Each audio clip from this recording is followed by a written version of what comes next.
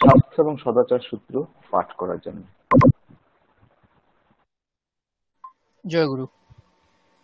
পরম প্রেমময় শ্রী শ্রী ঠাকুর অনুকূলচন্দ্রের স্বাস্থ্য ও সদাচার সূত্র হইতে পাঠ।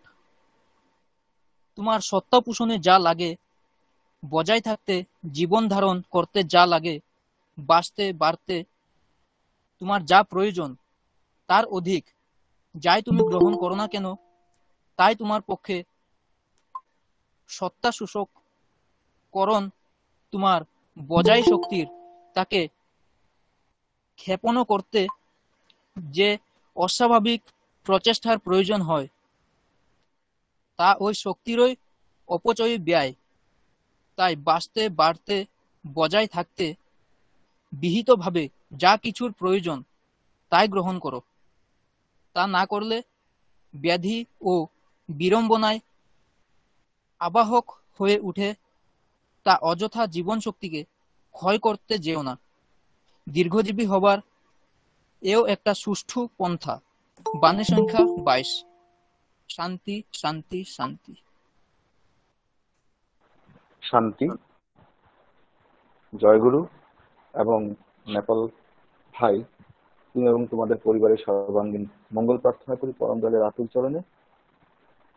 তুমি টেকনিক্যাল সাপোর্ট দিয়ে আসছো এতদিন ধরে আমাদের এই অনলাইন সৎসঙ্গে, এভাবে দিতে থাকো, আনন্দে থাকো, সাথে সাথে আমাদেরকেও আনন্দের অধিকারী করে তোলো। এভাবে চালিয়ে যাও, তুমি ভালো থাকো। জয়গুরু। এবার আমরা গান শুনবো। তো আমাদের কাছে প্রথমেই এক বিশেষ আকর্ষণ আছে, যে ছোট্ট বাচ্চা 2.5 বছরে আমাদের মাস্টার সুজিত দত্ত, সে একটি গান পরিবেশন করবে। সুজিত, শুরু। জয়গুরু। আমি ঠাকুরকে গান শোনাবো। শোনাও। ঠাকুরকে বানে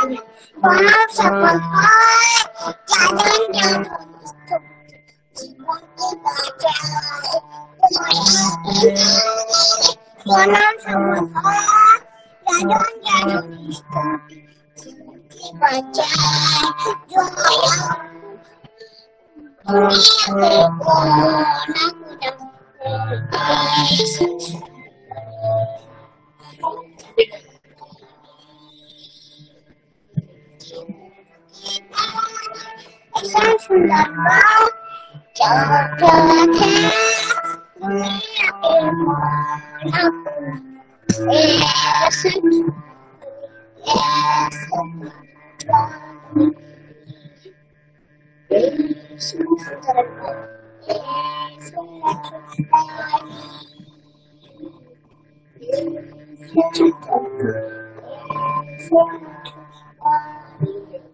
জয় গুরু।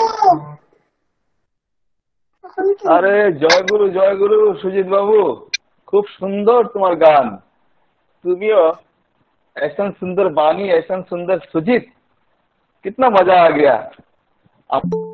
আমাদের খুব ভালো লাগলো। জয় গুরু বাবা, ভালো থাকো সবাইকে নিয়ে। জয় গুরু। এবার আমরা আজকের একটু অনুষ্ঠানে একটু পরিবর্তন আছে, মানে আমাদের মধিরা মামা দেওঘর থেকে, আমি পেছন দিকে ছিল, বিশেষ কারণে আমি মধিরা মামাকে আহ্বান জানাচ্ছি এখন মধিরা মামার গান পরিবেশন করার জন্য। জয় গুরু। জয় গুরু মা, আগে শুরু করো। আগে আমি হ্যাঁ শুরু করো। শ্রী দাদা লেখা এবং পূজনীয় পিঙ্কি দাদার সুরারোপিত একটি গান গাওয়ার চেষ্টা করছি।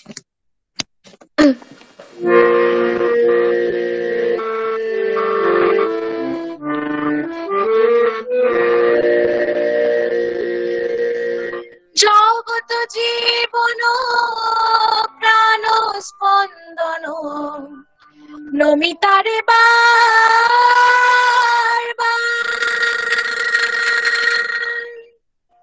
জগত জীবন প্রাণ স্পন্দন নমিতারে বারবার,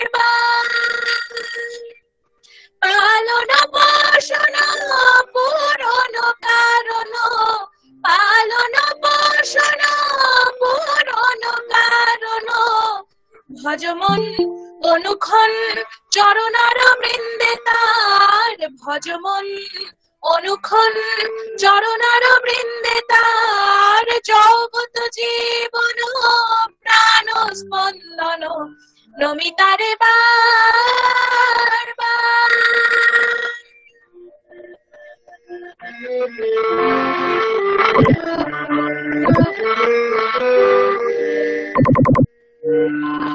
अवतारी प्रभु अवतारी, प्रभु अवतारी, प्रभु अवतारी, विश्व कारण हे पुरुषोत्तम जीवन रक्षाकारी, विभव विभूति प्रेमी नारायण, विभव विभूति प्रेमी नारायण, ठाकुर प्रभु अवतारी, प्रभु अवतारी, प्रभु अवतारी, प्रभु अवतारी, प्रभु अवतारी, विश्व कारण हे पुरुषोत्तम जीवन रक्षाकारी।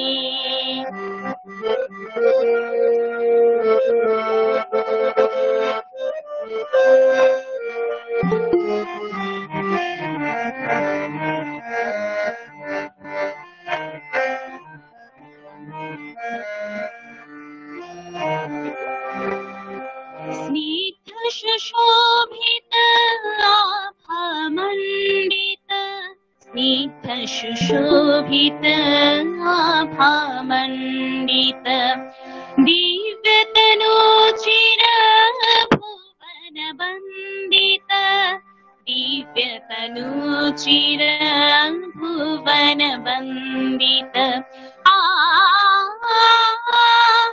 सर्व परिपूरणी लोकवर्धनी, सर्व परिपूरणी लोकवर्धनी, सर्व परिपूरणी लोकवर्धनी,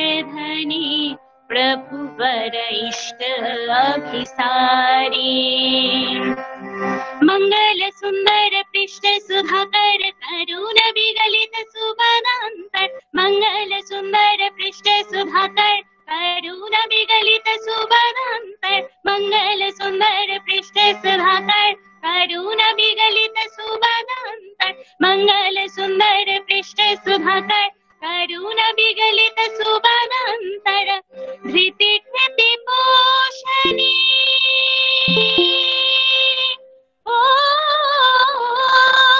धृति कृति पोषणी धृति कृति पोषणी धृति कृति पोषणी धृति कृति पोषणी धृति कृति पोषणी सात्वत दीपनी आदर्श धर्म आचारी प्रभु अवतारी प्रभु अवतारी प्रभु अवतारी प्रभु अवतारी विश्व कारण हे पुरुषोत्तम जीवन रक्षाकारी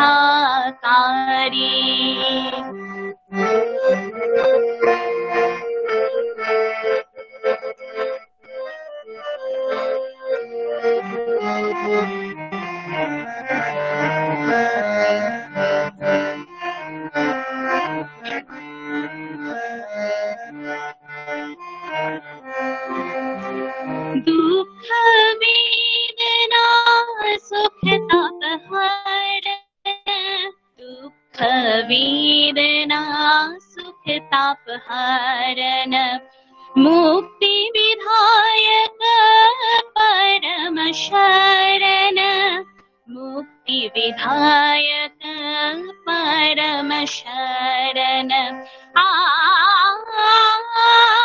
सर्व परिपालनी काल विनाशिनी सर्व परिपालनी काल विनाशिनी सर्व परिपालनी काल विनाशिनी त्रिभुवन सत्ताधारी दीन दयामय नाथ आश्रय चरण प्रांत में दुरित सर्व भय दीन दयामय नाथ आश्रय चरण प्रांत में दुरित सर्व भय दीन दयामय नाथ आश्रय चरण प्रांत में दुरित सर्व भय दीन दयामय नाथ आश्रय चरण प्रांत में दुरित सर्व भय जीवन स्वामी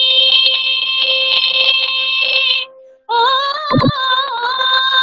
प्रभु जीवन स्वामी प्रभु जीवन स्वामी प्रभु जीवन स्वामी प्रभु जीवन स्वामी जीवन स्वामी प्रभु प्रणमामि सद्गुरु प्राण बिहारी प्रभु अवतारी प्रभु अवतारी प्रभु अवतारी प्रभु अवतारी प्रभु अवतारी प्रभु अवतारी प्रभु अवतारी प्रभु अवतारी हाँ प्रभु अवतारी प्रभु अवतारी प्रभु अवतारी प्रभु अवतारी विश्व कारण हे पुरुषोत्तम जीवन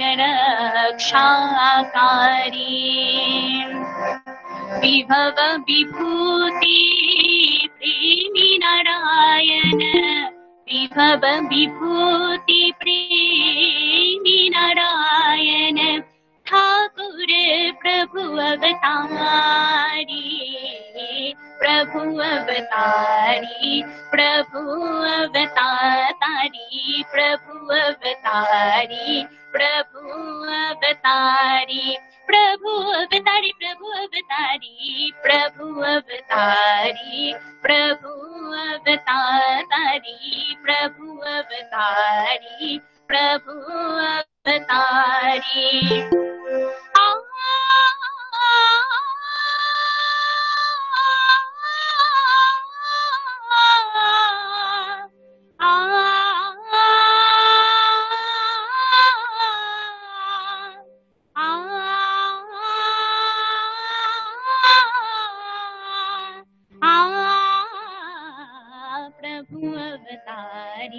प्रभु अवतारी, प्रभु अवतारी, प्रभु अवतारी, प्रभु अवतारी, प्रभु अवतारी।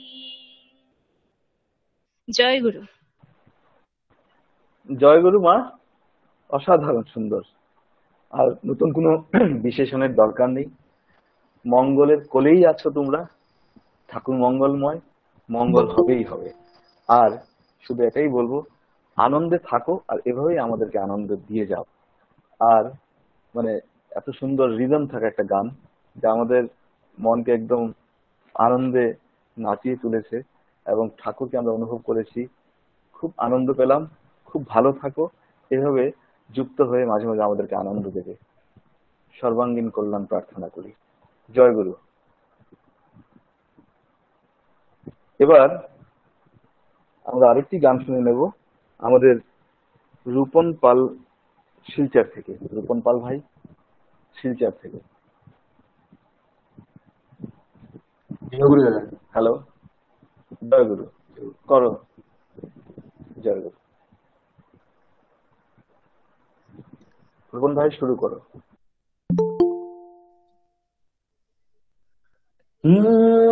हाथ जोड़ी पैया परी हम तो हर बबुआ, तनिके ध्यान दे के सुनो बतिया हमार बबुआ।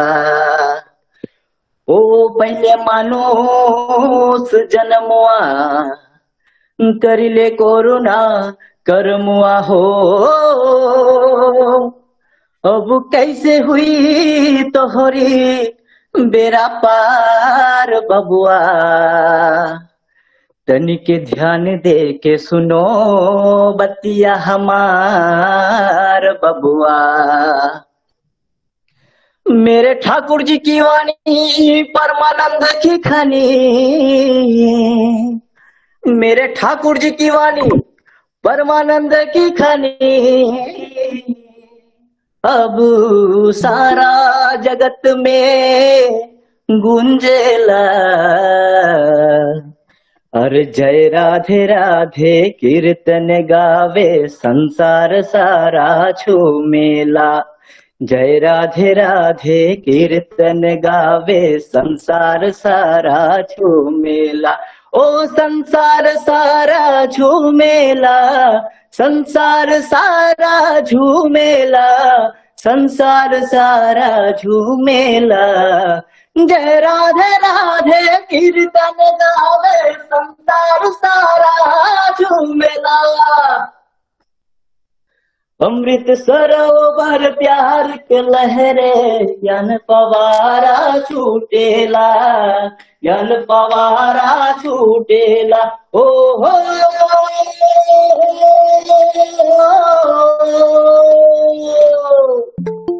अमृत सरोवर प्यार के लहरे ज्ञान पवारा छूटेला, ज्ञान पवारा छूटेला।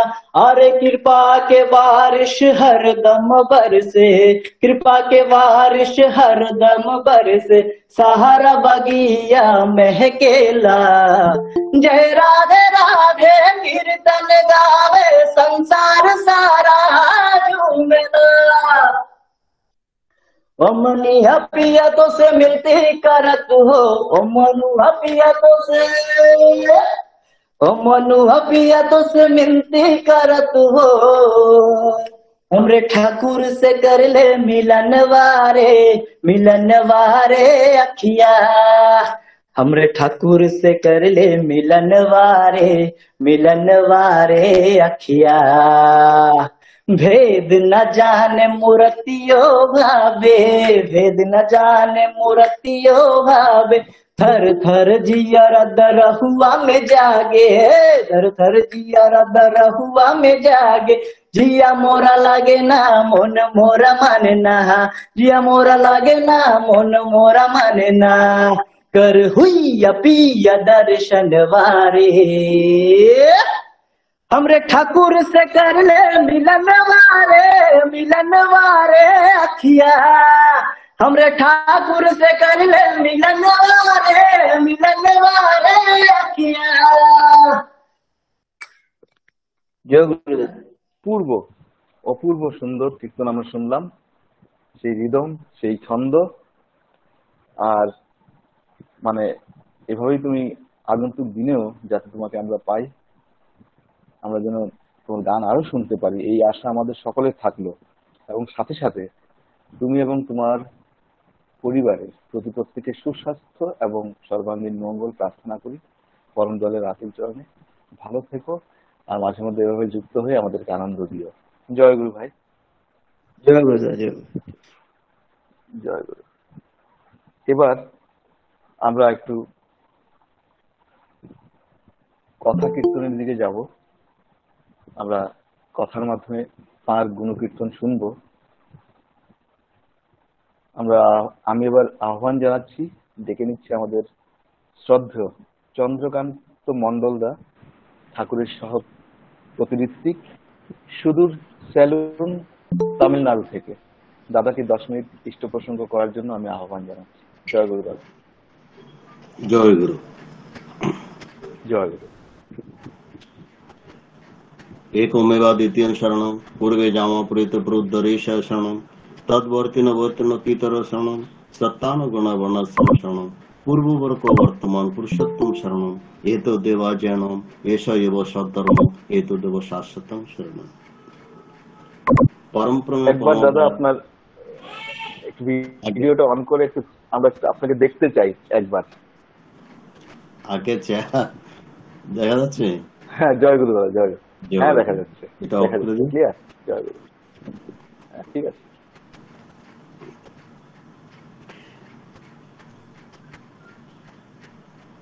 পরমপ্রমে পরমদয়াল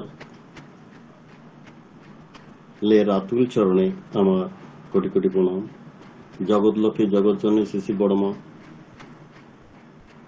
যুগ আচার্যদেব শ্রী শ্রী বড়দা, পরম পূজ্যপদ আচার্যদেব শ্রী শ্রী দাদা এবং ঠাকুর পরিবারের সকলের রাতুল চরণে আমার সশ্রদ্ধ কোটি কোটি প্রণাম। উপস্থিত শ্রদ্ধা দাদা এবং মায়েরা এবং আমার ঋত্বিক দাদা যারা আছেন, যাজক অধৈর্য কর্মী যারা আছেন, সবার উদ্দেশ্যে আমার আনন্দিত জয় গুরু।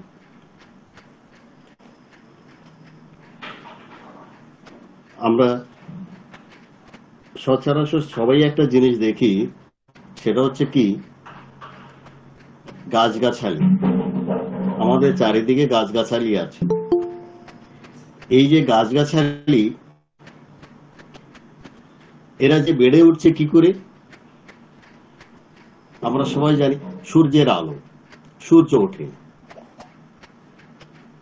ওঠে আলো দেয়,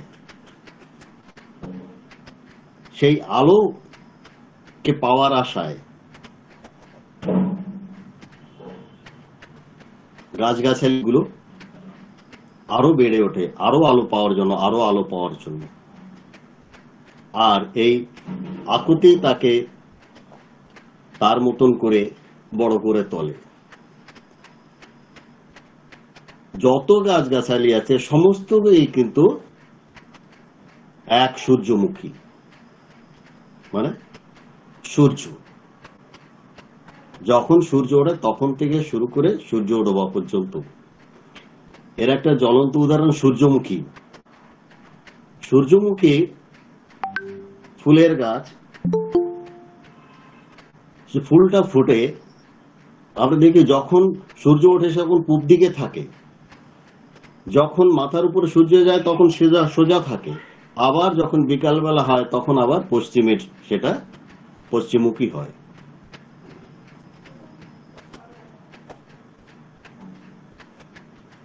আমাদের জীবনেও তেমনি আমরা সুন্দরভাবে বেঁচে থেকে বেড়ে উঠতে পারি যখন আমরা ইষ্টমুখী হই। জীবন ধর্মে, অর্থাৎ ধর্ম মানে ঠাকুর বললেন বাসা বাড়া, বাঁচতে নরে যা যা লাগে তা নিয়ে তো ধর্ম জাগে। বাঁচা পড়ার মর্মজা ঠিকই যেন ধর্মতা। তো বাঁচা পড়ার মূলে কি? গাছগাছালির মূলে যেরকম সূর্য প্রধান, আমাদের জীবনেও প্রধান হচ্ছে ইষ্ট। আমরা সত্য অনুসরণের প্রথম দিকেই ঠাকুরের বাণীটা পাই, যেটা ভারতের অবনতি তখন থেকে আরম্ভ হয়েছে যখন থেকে ভারতবাসীর কাছে অমূর্ত ভগবান অসীম হয়ে উঠেছে। ঋষিবাদ দিয়ে ঋষিবাদের উপাসনা হয়েছে, আরম্ভ হয়েছে।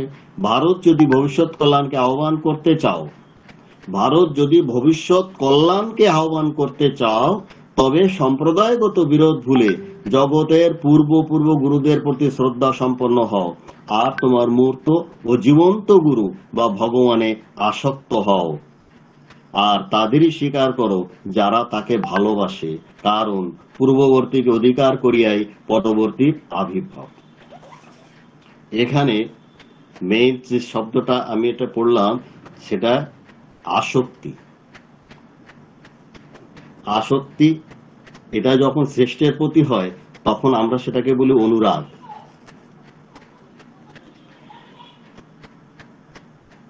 এই অনুরাগ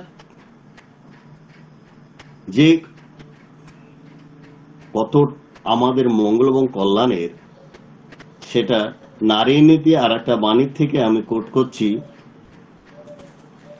বাণীর সংখ্যা 87। জীবন ধর্মে ইষ্ট, ইষ্ট বা আদর্শ বা গুরু তাহাই বা তিনি যাহাকে লক্ষ্য করিয়া অনুসরণ করিয়া মানুষ জীবন যশ ও বৃদ্ধিতে ক্রমোন্নতি লাভ করিতে পারে। আর আসক্তি বা ভক্তি তাহাতে নিবদ্ধ থাকায় পারিপার্শ্বিক ও জগৎ তাহাতে কোনো বিক্ষেপ সৃষ্টি করিতে না পারিয়া জ্ঞানে সমৃদ্ধ করিয়া তোলে। তাই আদর্শ বা গুরুতে ঐকান্তিকতা জীবনের পক্ষে এত প্রয়োজনীয়। অতএব ধর্ম সাধনার প্রথম ও প্রধান প্রয়োজনই হচ্ছে ইষ্ট আদর্শ বা গুরু। এখানেও দেখেন সেই আসক্তির কথা, আসক্তি বা ভক্তি। আসক্তি বা ভক্তি তাহাতে নিবদ্ধ থাকায় পারিপার্শ্বিক ও জগৎ তাহাতে কোনো বিক্ষেপ সৃষ্টি করিতে না পারিয়া জ্ঞানে সমৃদ্ধ করিয়া তোলে।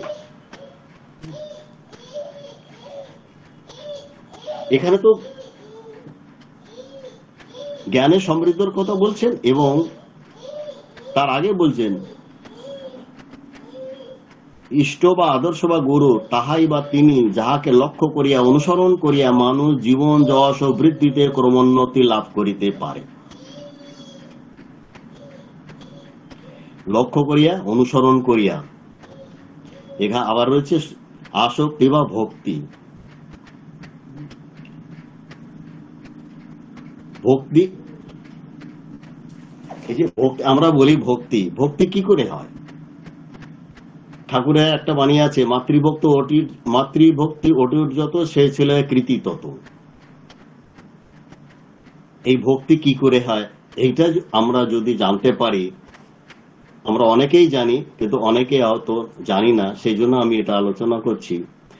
ভক্তি দিলে হয়, সেবা যত্ন।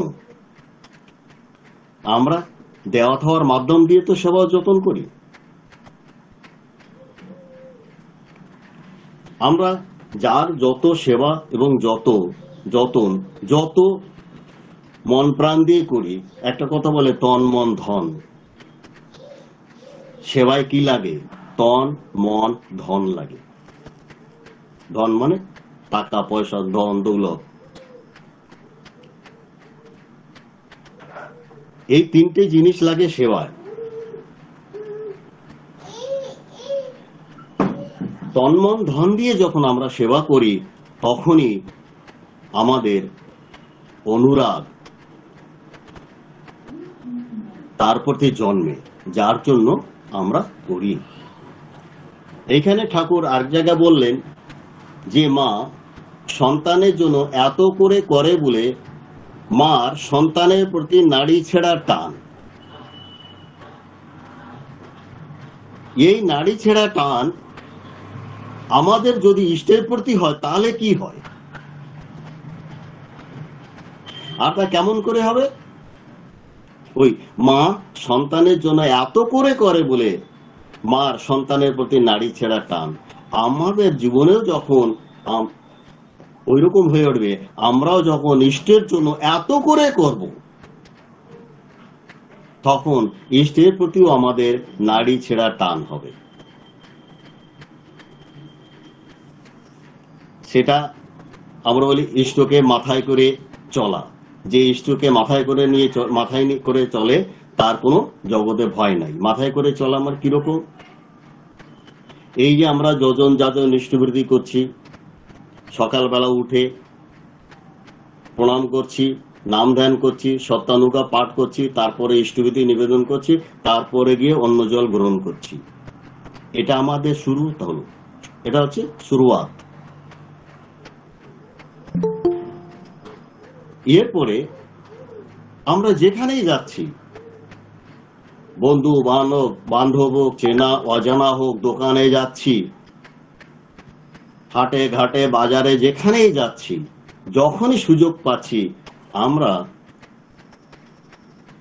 পরম দয়ালের কথা বলছি, পরম পিতার কথা বলছি।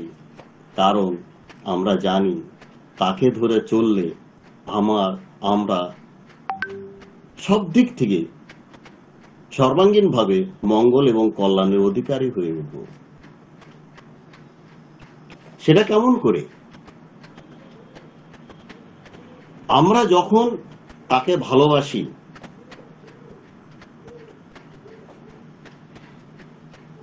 এই ভালোবাসাটাই কিন্তু আমাদের তাকে পাইয়ে দেয়। তাকে পাওয়া মানে তার গুণাবলীকে পাওয়া। এই জন্য ইংরেজিতে একটা কথা বলে, we are shaped and fashion by what we love. আমরা যাকে ভালোবাসি তার মতন হয়ে উঠি। ইষ্টই হলেন পুরুষোত্তম, ইষ্টই হলেন আদর্শ। এই পুরুষোত্তম যিনি, ঠাকুর বললেন সর্বোত্তম গুণসম্পন্ন, সর্বোত্তম পূরণ স্বভাব সম্পন্ন পুরুষ যিনি, তিনি পুরুষোত্তম। দাদা টাইম তো প্রায় হয়ে আসছে, আর 2 মিনিট নিতে পারি?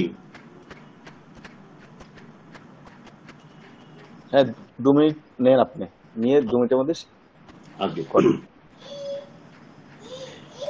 তো পুরুষোত্তম যিনি, ইষ্ট যিনি, আদর্শ যিনি, তিনি সর্বোত্তম পূরণ স্বভাব সম্পন্ন পুরুষ। আমরা যদি তাকে ভালোবাসি, তার প্রতি ভালোবাসা যতটা আমাদের হয় তিনিও আমাদের ততটা পূরণ করতে পারেন। এই ভালোবাসার খাতি থাকলে তিনি আমাদের জন্য তেমন করতে পারেন না। তাই তিনি বললেন যে আমার কথাগুলি যদি তোমার শুধু কথা ও চিন্তারই খোরাক মাত্র হয়, করার বা আচরণের ভিতর দিয়ে সেগুলিকে যদি বাস্তবে ফুটিয়ে তুলতে না পারো, তবে পাওয়া যে তোমার তমস্যাচ্ছন্নে রয়ে যাবে তা কিন্তু অতি নিশ্চয়। আদর্শ মানে তিনি সর্বগুণ সম্পন্ন, নির্গুণ। সমস্ত গুণ, পৃথিবীর বিশ্ব মানব যত গুণ আছে তার থেকে অনেক অনেক বেশি তার গুণ। আমার মনে হয় সমগ্র পৃথিবীর মানুষের ভালো গুণগুলোকে একটা করলে হয়তো সমুদ্রের 1 বুঁদ জলের মতন হয়, 1 ফোঁটা জলের মতন হয়। ইষ্ট বা আদর্শ যিনি, পুরুষোত্তম যিনি, তিনি এইরকম অগাধ সমুদ্রের মতন গুণের তার সীমা নাই।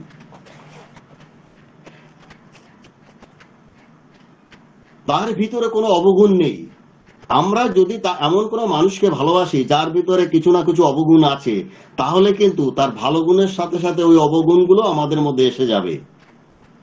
আর এই অবগুণটা এমন কাজ করে, যেরকম একটা ড্যাম যদি থাকে, মাটির বাঁধ,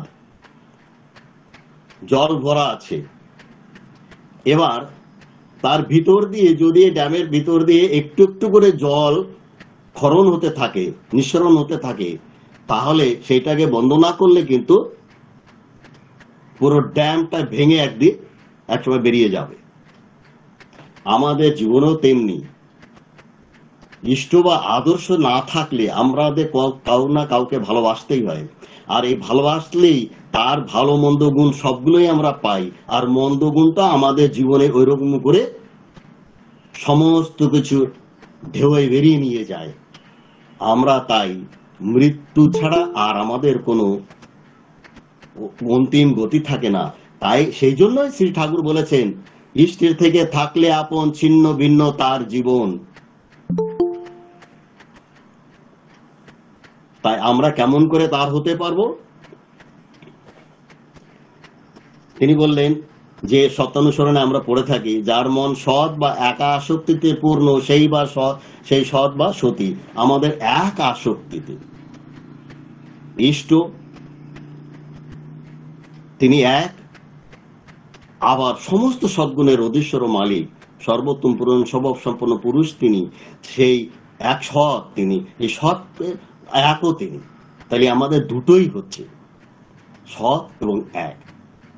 আসুন আমরা এই যজন যাজন ইষ্টবৃত্তি দেওয়া থাওয়ার মাধ্যম দিয়ে ঠাকুর ভোগে ইষ্ট কাজ হচ্ছে, উৎসব হচ্ছে, মন্দির হচ্ছে, সেখানে আমরা প্রাণ ঢেলে দেই। এই দেওয়াতে কোনো লোকসান নেই। এই দেওয়াতে আমাদের যে জীবনে সব দিক দিয়ে মঙ্গল এবং কল্যাণ নিয়ে আসে। কারণ ইষ্টকে দিলে ইষ্টেরই ভরণ পোষণ হয়, অর্থাৎ মঙ্গলের ভরণ পোষণ হয়, আমাদেরই মঙ্গলের ভরণ পোষণ হয়, আমরাই মঙ্গলের কল্যাণের অধিকারী হয়ে উঠি। ইষ্টের প্রতি ভালোবাসার থেকেই আমরা জ্ঞানে সমৃদ্ধ হয়ে উঠি। আমরা বাস্তব বাক্যকর্ম আচরণের দিকে প্রেরণা পাই। তার জন্য আচার্য গুরু তিনি প্র্যাকটিক্যালি করে চলেছেন, ইষ্ট শর্ত প্রতিষ্ঠা করে চলেছেন, ইষ্টকে নিয়ে চলেছেন। তার প্রতিও শ্রদ্ধা ভক্তি আমাদের কিন্তু কর্মে প্রেরণা যোগায়। আর এই ভালোবাসাই আবিষ্কার করে তাকে কেমন করে আরো আমরা ভালোবাসতে পারি। আর সেটা মা বাবাকে দেওয়ার থেকেও হয়। এই জন্য ঠাকুর বলেছেন যে বাবা শেখাবে ছেলেকে দিয়ে মাকে দেওয়া থাওয়া, মা শেখাবে মেয়েকে দিয়ে বাবাকে দেওয়া থাওয়া। সেটা নারী নীতির 6 নম্বর বাণীতেও আছে। আমি আর পড়বো না, এখানেই আমার সমাপ্ত করছি। যে দাদা, আমাদের আর কোনো উপায় নেই। এখন করোনা দেখছেন, এই করোনা মনে আছে কিছুই নয়, এর থেকেও বড় বিপজ্জনক সময় আমাদের সামনে আসছে। আমরা যদি বিশ্ববাসী ইষ্টপ্রাণ, ইষ্টকেন্দ্রিক, ইষ্টময় হয়ে উঠি, তাহলে কিন্তু করোনা কোথায় দূরীভূত হয়ে যাবে, তাই এগুলো নিশ্চিন্ত হয়ে যাবে, কোনো পাত্তাই থাকবে না। জয় গুরু। জয় গুরু দাদা। আমাদের মন্ডলদা, আপনি সুদূর সেই স্যালন তামিলনাড়ু থেকে যুক্ত হয়ে ঠাকুরের ইষ্ট প্রসঙ্গ রেখেছেন এবং আমরা সমৃদ্ধ হয়েছি। খুব কম সময়ের মধ্যেই আপনি অনেক কথা তুলে ধরেছেন, যে কথাগুলো বাস্তবিকভাবে অতি প্রয়োজনীয়। আপনি এভাবে আমাদের সাথে যুক্ত থেকে আনন্দ দেবেন, আমরা যেন আরো ঠাকুরের প্রতি অন্তরাশী হয়ে উঠতে পারি। আপনি এবং আপনার পরিবারের সবার সৌভাগ্য, ইষ্ট প্রসঙ্গ করার সৌভাগ্য। আমি তামিলনাড়ুতে থাকি, এখানে বাঙালি সব দূরে দূরে। আমি যেখানে থাকি সেখানে একটা মতো বাঙালি, সে আবার ঠাকুরের কথা শুনতে চায় না। আমার কষ্ট আমরা এখন ঠাকুরকে ধরে সবাই কাছে, ঠাকুরই জানেন। আমরা ঠাকুরকে নিয়ে আছি, তো আমরা মনের থেকে একদম কিনারে আছি, একদম কাছেই আছি। সবাই চিন্তা করবেন না, মাঝে মধ্যে ফোন করবেন, এভাবে যুক্ত থাকবেন। আনন্দ এইভাবে আমরা করে যাব। জয় গুরু। আগে জয় গুরু। এবার আমরা একটা গান শুনবো। আমাদের শ্রী সৌমেন চক্রবর্তী ভাই, সৌমেন চক্রবর্তী দা করিমগঞ্জ থেকে, সৌমেনদার গানের পরই ইষ্ট প্রসঙ্গ রাখবেন আমাদের শ্রদ্ধেয় ডক্টর রাজেশ চৌধুরী দা ঠাকুরের সভাপতি ঋত্বিক, সুদূর ত্রিপুরা থেকে। এবার আমি সৌমেন ভাইকে, চক্রবর্তী দাকে আমি আহ্বান জানাচ্ছি গান পরিবেশন করার জন্য। হ্যাঁ দাদা, জয় গুরু শোনা যাচ্ছে? সৌমেন দা, জয় গুরু শোনা একদম যাচ্ছে? ক্লিয়ার, একদম ক্লিয়ার না একদম দাদা? clear, একদম clear। সবাইকে আমার জয়গুরু জানিয়ে আমি শুরু করছি। আর আমি ঠাকুরের আচার্যদেব শ্রী শ্রী দাদার লেখা একটি গান পরিবেশন করছি। চড়েছি যে নামের তরি, ভব সাগর দিয়ে পারি, যাব দয়াল তোমার শোনে এবার তোমার দেশে। চড়েছি যে নামের তরি, ভব সাগর দিয়ে পারি, যাব দয়াল তোমার শোনে এবার তোমার দেশে। তুমি যখন আছো সাথে, ঝঞ্ঝা এলে কি ভয় তাতে? তুমি যখন আছো সাথে, ঝঞ্ঝা এলে কি ভয় তাতে? ডুববো না তো মাছ দরিয়ায়, রইব সদাই বেশে। তুমি দয়াল পৌঁছে দেবে এবার তোমার দেশে। চড়েছি যে নামের তরি, ভব সাগর দিয়ে পারি, যাব দয়াল তোমার শোনে এবার তোমার দেশে। চলার পথে সারা জীবন ঘাটে ঘাটে বীরে, চলার পথে সারা জীবন ঘাটে ঘাটে বীরে, তুমি দয়াল নিয়ে যাবে অলক্করের তীরে। প্রভু তুমি দয়াল নিয়ে যাবে অলক্করের তীরে। আমি মা ভই বলে চলবো এবার তোমার চরণ ধরে, আমি মা ভই বলে চলবো এবার তোমার চরণ ধরে। তোমার সেবায় মুখর হয়ে, তোমায় ভালোবেসে, তোমার সেবায় মুখর হয়ে, তোমায় ভালোবেসে, আমি মা ভই বলে চলবো এবার তোমার চরণ ধরে।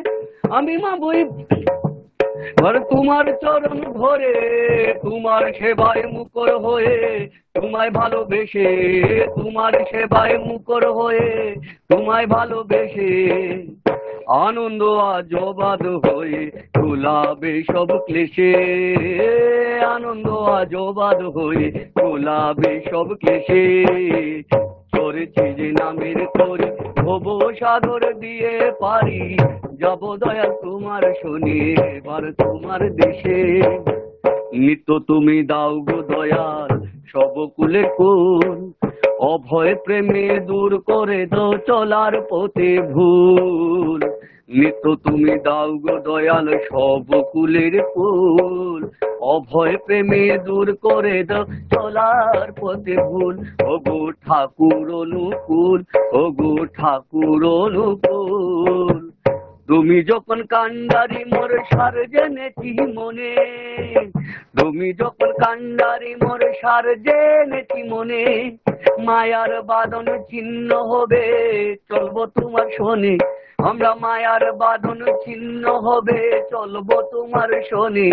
আরে বর্ধনাতে জাগবে জীবন ভুলে সকল ত্রাসে, বর্ধনাতে জাগবে জীবন ভুলে সকল ত্রাসে। মুক্ত অবাধ চলায় শান্তি স্বস্তি উঠে হেসে, মুক্ত অবাধ চলায় শান্তি স্বস্তি উঠে হেসে। আজি বর্ধনাতে জাগবে জীবন ভুলে সকল ত্রাসে, বর্ধনাতে জাগবে জীবন ভুলে সকল ত্রাসে। মুক্ত অবাধ চলায় শান্তি স্বস্তি উঠে হেসে, মুক্ত অবাধ চলায় শান্তি স্বস্তি উঠে হেসে। বর্ধনাতে জাগবে জীবন ভুলে সকল ত্রাসে, বর্ধনাতে জাগবে জীবন ভুলে সকল ত্রাসে। মুক্ত অবাধ চলায় শান্তি স্বস্তি উঠে হেসে। ভরবে পরাণ নবীন আশায় তোমায় ভালোবেসে, ভরবে পরাণ নবীন আশায় তোমায় ভালোবেসে। চড়েছি যে নামের তরি, ভব সাগর দিয়ে পারি, যাব দয়া তোমার শুনে এবার তোমার দেশে।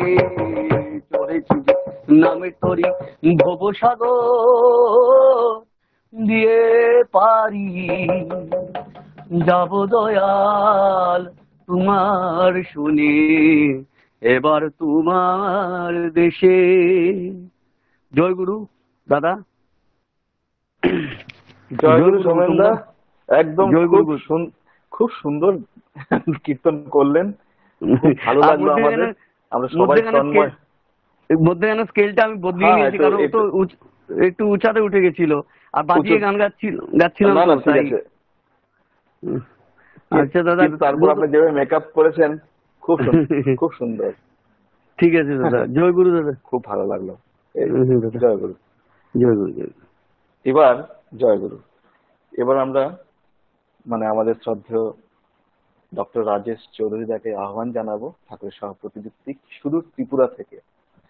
আমরা ছোটবেলা থেকেই শুনে এসেছি একটা কথা, যে উপরে তো ঈশ্বর আছেনই, ভগবান, এবং নিচে এই মানে মর্তধামে মানুষ বাঁচতে যাদের কাছে যায় তারা হলেন ডাক্তার। ডাক্তারকেও নাকি ভগবানের এক রূপ বলা হয়। তো আজকে আমাদের রাজেশ চৌধুরী দা, তিনি পেশায় ডাক্তার, মানে করোনা ফাইটারের এক প্রথম শ্রেণীর কর্মী এবং ঠাকুরের সহপ্রতিনিধি। এবং আগেও রাজেশ দার অনেক লেখনী আমরা পড়েছি, ব্যাখ্যা পড়েছি, ওনার কথাও শুনেছি। আজকের এই বিশেষ দিনে, আজকের এই পরিস্থিতিতে ওনার কথা বড় প্রাসঙ্গিক। তন্ময় হয়ে আমরা বসে আছি রাজেশ দার কথা শোনার জন্য। তাই আর বিশেষ করে আজকের একটা কথা আমি বলে রাখি, আজকের এই শান্তকালীন সৎসঙ্গে এখানে অনেক দাদা মায়েরা অনেকেই আপনারা যুক্ত হয়েছেন, সময় দিয়েছেন এবং এই অনুষ্ঠানটাকে সুন্দরে মানে বর্ধন করেছেন, তার সুন্দরতা বর্ধন করেছেন এবং সকলকে উৎসাহ দিয়েছেন। আমরা উৎসাহিত হয়েছি আপনাদের উপস্থিতি দেখে। আপনাদের সর্বাঙ্গীন কল্যাণ প্রার্থনা করি এবং এভাবে যুক্ত থেকে সকলকে আমাদেরকে উৎসাহ দেবেন। এবং আসুন আমরা সবাই মিলে রাজেশ দাস কথোপকথন শুনি, তার ইষ্ট প্রসঙ্গ শুনি। জয় গুরু রাজেশ দা। জয় গুরু। জয় গুরু দাদা। জয় গুরু। অনলাইন সৎসঙ্গে উপস্থিত সকল ইষ্টপ্রাণ দাদারা, মায়েরা, ছোটরা, প্রত্যেককে আমার আনন্দিত জয় গুরু, কিছু শুভেচ্ছা। আমার গুরুজন যারা এখানে আছেন তাদের যথাযোগ্য স্থানে আমার সশ্রদ্ধ প্রণাম জানাই। কয়েক মাস আগে কোন একটা আননোন নাম্বার থেকে আমার কাছে ফোন আসে। একজন ভদ্রলোক তিনি ফোন করে জয়গুরু দিলেন, বললেন যে ওনার বিভিন্ন রকম শারীরিক সমস্যা, দেওঘর পর্যন্ত বাবাইদের কাছে নিবেদন করেছিলেন। বাবাইদা ওনাকে বলেছেন আমার সাথে দেখা করার জন্য। তো আমি যথারীতি বললাম সবকিছু কাগজপত্র নিয়ে আসার জন্য। উনি আসলেন, ওনার সাথে ওনার মা ছিলেন। আমার ঘরে ঢুকতেই দেখতে পেলাম যে ভদ্রলোককে দেখতে মার তুলনায় অনেকটা বয়স্ক লাগছে। তার চোখে মুখে একটা অনিয়ন্ত্রিত জীবনের ছাপ স্পষ্ট, এবং চেহারা দেখে বোঝা যাচ্ছে তিনি মদ্যপান জনিত কোনো রোগে ভুগছেন, যেটাকে আমরা এএলডি বলি, অ্যালকোহলিক লিভার ডিজিজ। সেটা তার চেহারা দেখে বোঝা যাচ্ছে। এবং তার অনিয়ন্ত্রিত অসংযমী জীবনযাপন তার চেহারায়, তার শরীরে, তার স্বাস্থ্যে ফুটে উঠেছে। তার পাশে যে মা তাকে নিয়ে এসছে, তার মা, নিজের জন্মদাত্রী মা, মার চোখে মুখে অত্যন্ত প্রশান্তি, অত্যন্ত স্নিগ্ধ একটা ভাব, স্বাস্থ্য অত্যন্ত ভালো। মনে হচ্ছে যেন ওই দাদাটির মেয়ে ওই মাটি। চেহারা দেখে এতটাই ভালো লাগছে। এবার উনি যখন আসলেন, আমি কাগজপত্র দেখে ঠিক ঠিক আমি যা অনুমান করেছি সেটাই দেখতে পেলাম যে অ্যালকোহলিক লিভার ডিজিজ, অতিরিক্ত মদ্যপানের কারণে ওনার লিভার খারাপ হয়ে গেছে, তার সাথে অন্যান্য প্রেশার সুগার, বিভিন্ন ধরনের রোগ। সেই রোগে উনি জরাজীর্ণ, কোনো উপায় না পেয়ে শেষ অবধি দেওঘরে নিবেদন করেছেন। এবার আমি ওনাকে বললাম যে আপনি দীক্ষা নিয়েছেন? এ কথা বলতেই বেশ উৎসাহের সাথে আনন্দিত হবো না, হ্যাঁ, বুক খুলিয়ে বললো, দাদা আমি 30 বছর আগে দীক্ষা নিয়েছি। তাই বললাম ইষ্টভীতি করেন? হ্যাঁ করি, প্রত্যেক দিন করি, প্রত্যেক দিন সংসারে পাঠিয়ে দিই। সেটা অত্যন্ত গর্বের সাথে বললো। আমি বললাম আপনার ঋত্বিকের নাম কি? একথা বলতেই উনি ওনার মায়ের দিকে তাকাচ্ছেন, ঋত্বিকের নাম বলতে পারছেন না। ওনার মা বলে দিল। তো বুঝলাম মানে ইষ্টভীতি উনি নিজে প্রেরণ করেন না, মা প্রেরণ করেন। এবার আমি ওনাকে বললাম যে আপনি যে ইষ্টভীতি করেন, ঘুম থেকে উঠে কোন সময় কিভাবে ইষ্টভীতি করেন একটা পর একটা বলে যান। প্রণাম কিভাবে করেন, প্রণামের মন্ত্র কিভাবে উচ্চারণ করেন, তারপর কোন কোন মন্ত্রগুলি পাঠ করেন, এগুলি একটা পর একটা আমাকে দেখিয়ে যান। ভদ্রলোক অত্যন্ত বিরক্ত হলো যে উনি হচ্ছেন ডাক্তারের কাছে চিকিৎসা করাতে, আর ওনাকে আমি এইসব ইন্টারভিউ নিচ্ছি, এসেছেন যখন বিপদে পড়েছেন উনি অত্যন্ত বিরক্ত সহকারে আমাকে পরে করে দেখালেন। দেখা গেল যে উনি প্রণামের মন্ত্র জানেন না আর শতনুজ্ঞাও পাঠ করেন না। উনি খাটে বসে অর্ঘ্যটা হাতে নিয়ে কপালে ঠেকিয়ে জীবজগৎ জীবন কারণ বলে রেখে দেন, সেটাই উনি অষ্টভীতি করছে। সেটা শুধু উনি নন, আমি যত জায়গায় যাজন কাজে যাই, দীক্ষার কাজে যাই, আমার একটা ইদানিং আমি একটা কার্যক্রম করেছি যে যেখানেই যাই, যে যত পুরনো দীক্ষিত হোক তাকে আমি অত্যন্ত বিনয়ের সাথে জিজ্ঞেস করি যে আপনি কিভাবে ইষ্টভীতি করছেন আমাকে একবার দেখান। এগুলো বহু পুরনো দীক্ষিত এবং এলাকায় খুব মানে নামডাকওয়ালা সৎসঙ্গী বাড়ি বলে পরিচিত এমন বাড়ির মানুষও ইষ্টভীতির মধ্যে কোথাও না কোথাও গলত করছে। সেই ইষ্টভীতির ধাপগুলো যে প্রথম ঘুম থেকে উঠে ইষ্টভীতি করার সময়টা, যে ঠাকুর স্পষ্ট ভাষায় বলেছেন ব্রাহ্ম মুহূর্তে ইষ্টভীতি করার কথা, সেটা বহু মানুষ উল্লঙ্ঘন করছে।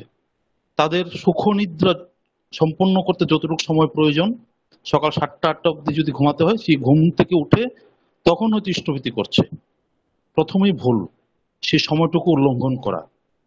তারপর অনেকে বিছানায় বসে ইষ্টভীতি করছে, কোনো অসুবিধা নেই, বিছানায় বসে করা যায়, কিন্তু এই যে সাষ্টাঙ্গে প্রণাম করা এবং প্রণাম করে প্রণামের মন্ত্র উচ্চারণ করা, সেটা বহু মানুষ জানে না বা করে না। সে বিছানায় বসে কোনোভাবে কপালে হাত ঠেকিয়ে প্রণাম করছে। শতনুজ্ঞা পাঠ করেন অন্তত 50 থেকে 60% মানুষ যারা ইষ্টভীতি করে, কিন্তু 50 থেকে 60% মানুষ শতনুজ্ঞা করেন, অন্তত আমার এলাকায় আমি দেখছি। শতনুজ্ঞা যে পাঠ করতে হয় সেটা হয় ইচ্ছা করে এড়িয়ে যা বা জানি না। এবং শ্রী শ্রী বাবা দাদা যে বলেন যে দীক্ষা ইষ্টভীতির আগে অন্তত 10 মিনিট হলেও নাম ধ্যান করা, সেই নাম ধ্যান করার অভ্যাস বহু মানুষের নেই। 1 মিনিটের জন্য নাম ধ্যান করে না সারাদিনে। তারপর শতনুজ্ঞা যদিও পাঠ করে, ইষ্টভীতির মন্ত্র যদিও পাঠ করে, দেখা যায় যে 10 বছর আগে সে 25 পয়সা দিয়ে ইষ্টভীতি করতো, সে এখন সে 25 পয়সা দিয়ে ইষ্টভীতি করছে। বা যদিও 1 টাকা 5 টাকা দিয়ে করছে, ওই একটা কয়েন দিয়ে দিনের পর দিন করছে। এবং এগুলি সম্পন্ন করার পরে যদি কেউ ঠিকঠাক করলে দেখা গেল কাটা কাটা 30 দিন যে প্রেরণ করতে হয়, ওই সিনসিয়ারিটিটা নেই। কেউ হয়তো 31 দিন পাঠাচ্ছে, কেউ জমিয়ে 2 মাস পরে পাঠাচ্ছে, বা যারা 30 দিন পাঠাচ্ছে তারা ভাতৃভুজ দিচ্ছেন। এরকম মানে এই সামান্য ইষ্টভীতির মধ্যে এত গলদ বহু মানুষের মধ্যে। তখন আমার বোধ হলো যে ঠাকুর আমাদের কাছে কি কি প্রত্যাশা করেছেন, তিনি কি আশা করে কতটুকু বিশ্বাস করে তিনি আমাদের জন্য এক অমৃত ভান্ডার খুলে দিয়ে গেছেন, আর আমরা সামান্য ইষ্টভীতিটুকু ঠিক ভাবে করছি না। তাহলে আমাদের বাকি হয়ে ওঠা, বাকি বেড়ে ওঠা, সেটা তো গোড়াতেই থেমে যাচ্ছে। সেই ইষ্টভীতি হলো এমন একটা মানে বিজ্ঞান ভিত্তিক, বাস্তব ভিত্তিক এবং মহা মানে যজ্ঞ, যে একটা মানুষের জীবনকে পরিবর্তন করে দিতে পারে। ঠাকুরের প্রতি ভালোবাসা জাগানোর প্রথম এবং মূল পদ্ধতি হলো ইষ্টভীতি। ইষ্টভীতি যদি যথাযথভাবে সিনসিয়ারিটির সাথে আমরা না করি, তাহলে কিন্তু কোনো কিছুই হলো না। যতই দীক্ষার সংখ্যা বাড়াই, যতই মানুষ সৎসঙ্গে আসুক, গান শুনুক, গান করুক, কিন্তু সেই ইষ্টভীতি যথাযথভাবে যত সমাজে চালিয়ে নেওয়া যাবে, ততক্ষণ পর্যন্ত আমরা কাঙ্ক্ষিত ফল কখনোই পাবো না। তাই শ্রী শ্রী বাবাই দাদা অত্যন্ত জোর দিলেন যে আমাদের এবার উপজনা কেন্দ্র হয়ে গেছে, আমাদের কার্যক্রম অনেকটাই সুকল্পিত এবং সুগঠিতভাবে করার একটা রাস্তা আমরা পেয়েছি। এখন আমরা বিশৃঙ্খলভাবে করার কোনো উপায় নেই। তো আমাদের প্রত্যেকটা উপজনা কেন্দ্র আমাদের জানা আছে কারা কারা ঠাকুর দীক্ষিত। সেই পরিবারগুলিকে ফোনে হোক, ফিজিক্যালি হোক, যেভাবে হোক প্রতিনিয়ত যোগাযোগ রেখে তাদেরকে যথাযথভাবে ইষ্টভীতি পালন করে তোলা। যারা করছে না তাদেরকে নতুন করে করানো, যারা করছে তাদেরকে সেই ত্রুটিগুলি দূর করে দেওয়া। যে ব্রাহ্ম মুহূর্তে ইষ্টভীতি করতে হবে, সাষ্টাঙ্গে প্রণাম করতে হবে, প্রণামের মন্ত্র উচ্চারণ করতে হয়, অন্তত 10 মিনিট নাম ধ্যান করা, শতনুজ্ঞা পাঠ করা, ইষ্টভীতির মন্ত্র ঠিকভাবে উচ্চারণ করা, এবং ইষ্টভীতি কতটুকু দিয়ে করব তাও শ্রী শ্রী ঠাকুরের বলা আছে। ঠাকুরকে যখন জিজ্ঞেস করেছে ঠাকুর কি পরিমাণ অর্ঘ্য দিয়ে ইষ্টভীতি করবো, তখন ঠাকুর বললেন তোমার এক বেলা ভোগের জন্য যতটুকু অর্ঘ্যের প্রয়োজন ততটুকু দিয়ে করতে হয়, একদম স্পষ্ট বলেছেন। তো আমার একবেলা ভোগ গ্রহণ করতে বর্তমান বাজারে আমার মনে হয় না 50-60 টাকার নিচে হয়। তো আমি যদি তার একবেলা ভোগের জন্য যদি আমার সামর্থ্য থাকে, সেরকম আমার যদি ঈশ্বর সেই ক্ষমতা দিয়ে থাকে যে আমি তাকে একবেলা ভোগের উপর নিবেদন করতে পারবো, সেই সামর্থ্যকে উপেক্ষা করে আমার সেই ঈশ্বর প্রদত্ত ক্ষমতাকে অগ্রাহ্য করে আমি যদি তাকে ওই একটাকে স্থগিত করি, তাহলে কিন্তু যে ঈশ্বর আমাকে যে সামর্থ্য দিয়েছে, সেই সামর্থ্যকে অপমান করা হলো। আমার সেই ঈশ্বর দয়া করে আমাকে যে ক্ষমতা দিয়েছেন, সেটাকে আমি অপমান করলাম। আমার যদি সামর্থ্য থাকে তার একবেলা ভোগের অর্ঘ্য নিবেদন করার, ততটুকু আমি করবো। আর যদি সেই সামর্থ্য নাও থাকে, অন্তত তার ভোগের জন্য কিছু একটা ক্রয় করা যায়, সেই পরিমাণ অর্ঘ্য দিয়ে আমি করতে পারি। পরিবারে 7-8 জন মানুষ আছে, প্রত্যেকেই তো আর সেই ভোগের অর্ঘ্য দিয়ে করবে না। অন্তত যিনি পরিবার নির্বাহ করছেন, যিনি স্বরোজগার করে সবাইকে, পরিবারের 4-5 জনকে প্রত্যেকদিন ভরণ পোষণ দিচ্ছেন, তার সাথে আরেকজন মানুষকে একবেলা প্রত্যেকদিন উনি খাওয়াতে পারেন না? অবশ্যই পারেন। আমার পরিবারের 4 জন মানুষ 3 বেলা খায়, তাদের ভরণ পোষণ খাওয়া খরচা সমস্ত কিছু আমি নির্বাহ করি। আর আমার গুরুর একবেলা ভোগের নিবেদন করতে পারি না, সেটা হয় না। আমি ইচ্ছা করলেই পারি, আমার যদি ইচ্ছাটা প্রকট হয় সেটা পারি। আর যারা নিজে রোজগার করছে না, তার অন্তত তার টোকেন স্বরূপ অন্তত কিছু একটা ভোগের দ্রব্য ক্রয় করা যায়, সে পরিমাণ অর্ঘ্য দিয়ে করবে। এবং 30 দিনে 30টা আলাদা আলাদা অর্ঘ্য দিয়ে করবে। আজকে কেউ যদি আমাকে 5 টাকা দেয়, আমি সেটা পকেটে ঢুকে নিলাম, কালকে সকালবেলা যদি আমাকে আবার সেই লোকটা 5 টাকা দিতে হয়, নিশ্চয়ই আমার পকেট থেকে নিয়ে আমাকে আবার দেবে না, তার পকেট থেকে দেবে। তাই 30 দিনে 30টা আলাদা আলাদা অর্ঘ্য দিয়ে স্থগিত করা। তারপর 30 দিন হলে সেটা যথাযথ স্থানে প্রেরণ করা। এখন করোনা আবহে আচার্যদেবের নির্দেশ আমরা যাতে ঘরে রেখে দিই, যখন করোনা মহামারী চলে যাবে আমরা উপজেলা কেন্দ্রে জমা দেওয়ার পর 2 জন গুরু ভাই বা যে কোনো মানুষকে ভাতৃপূজ্য প্রেরণ করা, ভূতপূজ্য রাখা, শুধু সেখানেই শেষ হয়ে যায়নি। সে ইষ্টভীতি দেওঘর পৌঁছার পর অর্ঘ্য প্রশস্তি কালেকশন করা, সেটা নিজে আগ্রহী হয়ে সে অর্ঘ্য প্রশস্তি সংগ্রহ করে নিজের কাছে রাখা, সেটাও ইষ্টভীতির অঙ্গ। এবং প্রত্যেকদিন ইষ্টভীতি শেষ করার পর থান কুণ্ডলি পাতা জল খাওয়া, সেটাও ইষ্টভীতির অংশ। এগুলো যদি আমি যথাযথভাবে প্রত্যেকদিন ঠিক ভাবে না করি, তাহলে কিন্তু আমার হয়ে ওঠাটা, বেড়ে ওঠাটা গোড়াতেই গলদ হয়ে যায়। তা ইষ্টভীতি এত গুরুত্বপূর্ণ। যাই হোক, ওই দাদাটিকে যখন দেখলাম যে তার এই সমস্যা রয়েছে, আমি জানি সে স্বস্তিনীব্রত নেয়নি, কারণ তার চেহারার মধ্যে সেই ভাব ফুটে উঠেছে। তবু আমি জিজ্ঞেস করলাম, আপনি কি স্বস্তিনী নিয়েছেন? সে বলছে, না স্বস্তিনী তো নেয়নি, আমার মা নিয়েছে। আমাদের বাড়িতে আমরা 5 জন মানুষ, তার মধ্যে মা কিন্তু স্বস্তিনী। আমি বললাম, দেখুন আপনার মায়ের চেহারা দেখুন আর আপনার চেহারা দেখুন, যে আপনার মা কত সুস্থ রয়েছে, ওনার চেহারা কত প্রশস্তি, একটা শান্তির ভাব রয়েছে। অথচ আপনি ওনার চেয়ে কত অল্প বয়সের, কিন্তু আপনার চেহারায়, আপনার চোখে, আপনার মনের ভাব কত বিধ্বস্ত। আপনি স্বস্তিনী কেন নিচ্ছেন না? কি অসুবিধা? উনি বলছেন যে স্বস্তিনী নেওয়ার ইচ্ছে আছে, কিন্তু নিলে কিভাবে পালন করতে পারবো কিনা, খাওয়া দাওয়া কোথায় কিভাবে করব, যদি স্বস্তিনী ভেঙে ফেলি তাহলে তো মহাপাপ হবে।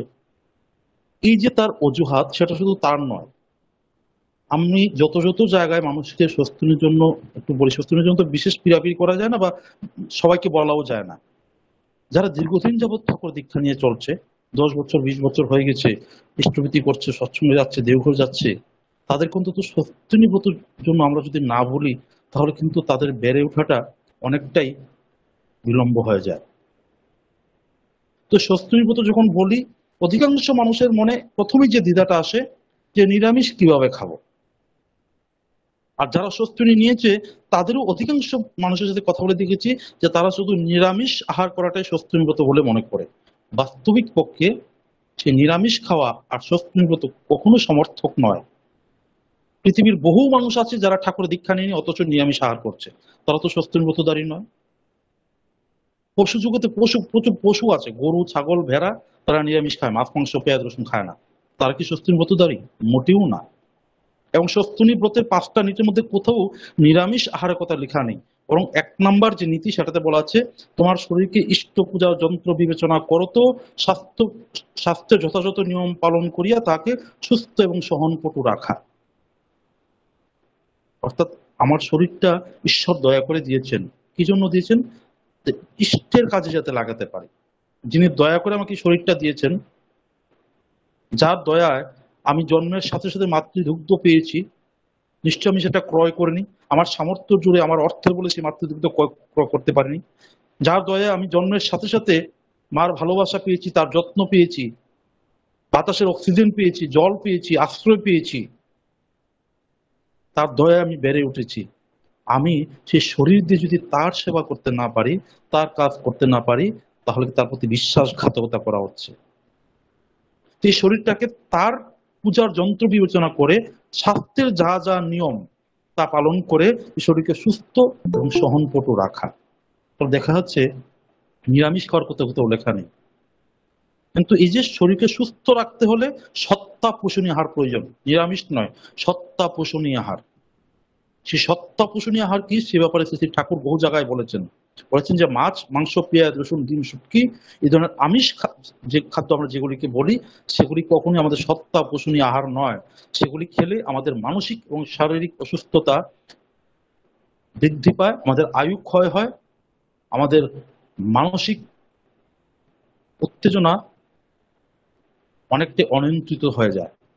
তাই তিনি বারবার বহু জায়গায় বহুভাবে বলেছেন যে আমি অনেকবার চেষ্টা করে দেখেছি যে মাছ মাংস খেয়েও সাধারণ ভোজন করা যায় কিনা, কিন্তু বারবার চেষ্টা করে আমি দেখেছি যে মাছ মাংস খেয়ে সাধারণ ভোজন করা যায় না। তো আমি বাধ্য হয়ে তোমাদেরকে বলছি যে মাছ মাংস, পেঁয়াজ, রসুন ছেড়ে সত্তা পোষণী আহার গ্রহণ করার জন্য। তাই আমরা সত্তা পোষণী আহার গ্রহণ করি। এবার যারা ভাবছে যে নিরামিষ খেলেই সে সত্তা পোষণী আহার হচ্ছে, তা সম্পূর্ণ ভুল। সেই নিরামিষ খেতে গিয়ে যদি আমি এত পরিমাণ মশলা, তেল, ঝাল দিয়ে খাই যে সেগুলি খেয়ে আমার পেটে আলসার হয়ে গেল, তাহলে কিন্তু আমি স্বস্তির নীতি ভঙ্গ করলাম। আমি এত পরিমাণে খেলাম, মিষ্টি খেলাম, মিষ্টি মেতে তো মাছ মাংস নেই, যে মিষ্টি খেয়ে আমার ডায়াবেটিস হয়ে গেল, তাহলে কিন্তু আমি স্বস্তির নিয়ম ভঙ্গ করলাম। যে খাবার যতটুকু পরিমাণ যখন যা খেলে আমার শরীর সুস্থ থাকবে, সেটা হলো স্বস্তির প্রথম নীতি। এবং শুধু খাওয়া নয়, যতটুকু শ্রম করলে আমার শরীর সুস্থ থাকবে। ডাক্তারের যে যে পরামর্শ, আমার রোগ হয়েছে, আমি যদি ডাক্তারের পরামর্শ ওষুধ না খাই, তাহলে কিন্তু স্বস্তির মতো ভঙ্গ করলাম। এখন করোনার মহামারী ভ্যাকসিন দেওয়া হচ্ছে, আমি যদি ভ্যাকসিন না নিই তাহলে, এবং সেই ভ্যাকসিন না নেওয়ার কারণে যদি আমি অসুস্থ হই, তাহলে আমি স্বস্তির মতো ভঙ্গ করলাম। করোনার যা যা বিধি পালন করলে আমার শরীর করোনা থেকে রক্ষা পায়, সেটা করাই স্বস্তির প্রথম নীতি। তার সাথে সাথে সদাচার, শারীরিক মানসিক সদাচার, আধ্যাত্মিক সদাচার, সেই সদাচারও সুস্থ থাকার একটা প্রধান অঙ্গ, আমরা যেগুলিকে সাধারণত উপেক্ষা করে থাকি। সদাচার, শারীরিক সদাচারের বহু বিস্তৃত বিবরণ শ্রী ঠাকুর দিয়েছেন। সাধারণত আমরা স্বস্তি নিলে যে সদাচারগুলি অক্ষত পালন করি, কমন কিছু জিনিস, যে আমরা যখন পায়খানায় যাই, আমরা পায়খানার জন্য আলাদা আমাদের পোশাক থাকে, সেই পোশাক পরে আমাদের পায়খানা করে সেই পোশাক সেখানেই ছেড়ে আসি। আমরা অন্তত কোমর অব্দি ধুই, যাদের স্নান করার সুবিধা হচ্ছে স্নান করি, হাত পা ভালো করে সাবান দিয়ে ধুই। যে জুতা পরে আমরা টয়লেটে যাই, সেই জুতা পরে রান্না করে বা অন্য কোনো জায়গায় যাই, সেটা যদি টয়লেটের জন্য নির্দিষ্ট থাকে। পেচ্ছাপ করে জল নেওয়া, নাকে মুখে হাত দিয়ে জল নেওয়া, যার তার বিছানায় না বসা, না ঘুমানো, কারো গামছা, কারো বিছনা কাপড় ব্যবহার না করা, যেখানে সেখানে না খাওয়া, হোটেলে, রেস্টুরেন্টে, বাইরে যেখানে কিছু না খাওয়া, এই ধরনের কিছু কমন সদাচার, যেগুলো শুধু যারা স্বস্তি নিয়েছে তাদের জন্য নয়, পৃথিবীর প্রত্যেকটা মানুষের জন্য এই সদাচার পালন করা প্রয়োজন সুস্থ থাকতে হলে। আমরা স্বস্তি নেওয়ার সাথে সাথে সে ব্যাপারে বিশেষ সতর্ক হই এবং সেগুলি পালন করতে অভ্যস্ত হই। তাহলে এই স্বস্তির মতো মানে নিরামিষ খাওয়া নয়। আমি নিরামিষ খেলাম অথচ সদাচার সম্পূর্ণ চলন চলছি না, আমি পেচ্ছাপ করে জল নেই না, আমি পায়খানা করে যথাযথভাবে পরিষ্কার পরিচ্ছন্ন করি না, আমি যে কাপড় পরে পায়খানা আছি সেই কাপড় পরে বিছানায় চলে আসছি, তাহলে কিন্তু আমি স্বস্তির মতো মোটেও পালন করছি না। তার পাশাপাশি মানসিক সদাচার, সেটাও শারীরিক এবং মানসিক সুস্থ থাকার জন্য একান্ত প্রয়োজন। তার জন্য প্রয়োজন নাম, ধ্যান, সকাল বিকাল প্রার্থনা, ইষ্টকে যুক্ত থাকা, সমস্ত কিছুই এই সুস্থ থাকার জন্য। এটা বিশাল বিশাল ব্যক্তি। আমরা স্বস্তি নিলে যার তার হাতে খায় না, সেটা নিয়ে অনেকের আপত্তি। আবার সেটাকে অনেকে এত গোড়ামির পর্যায়ে ফেলে যে সেটা নিয়ে সমস্যার সৃষ্টি হয়। ঠাকুর বলেন নিষ্ঠা রেখো, গুড়া হইও না। তিনি বলছেন মাছ, মাংস, পেঁয়াজ, রসুন, ডিম, শুটকি না খাওয়ার জন্য। তার মানে এই নয় যে আমি যখন মাছ মাংসের বাজার দিয়ে যাচ্ছি আমাকে নাকে হাত দিয়ে ঘৃণা প্রদর্শন করতে হবে। সেটাকে শ্রী বর্দা অত্যন্ত তিরস্কার করেছেন।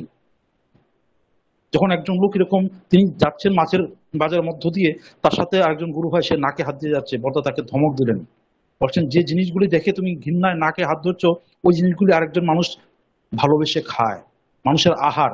তুমি তার আহারকে অশ্রদ্ধা করা, ঘৃণা প্রদর্শন করার কোনো অধিকার তোমার নেই। তুমি খাও না বলে অন্যের আহারকে তোমার অসম্মান করার কোনো অধিকার নেই। আমরা কিন্তু অনেকেই এরকমটা করি। শ্রী বর্দার কাছে এক ঋত্বিক দাদা গেলেন, তিনি তখন প্লেন ছিল না, 3 দিন ট্রেন জার্নি করে বাই রোডে তিনি দেওঘর গিয়ে পৌঁছলেন।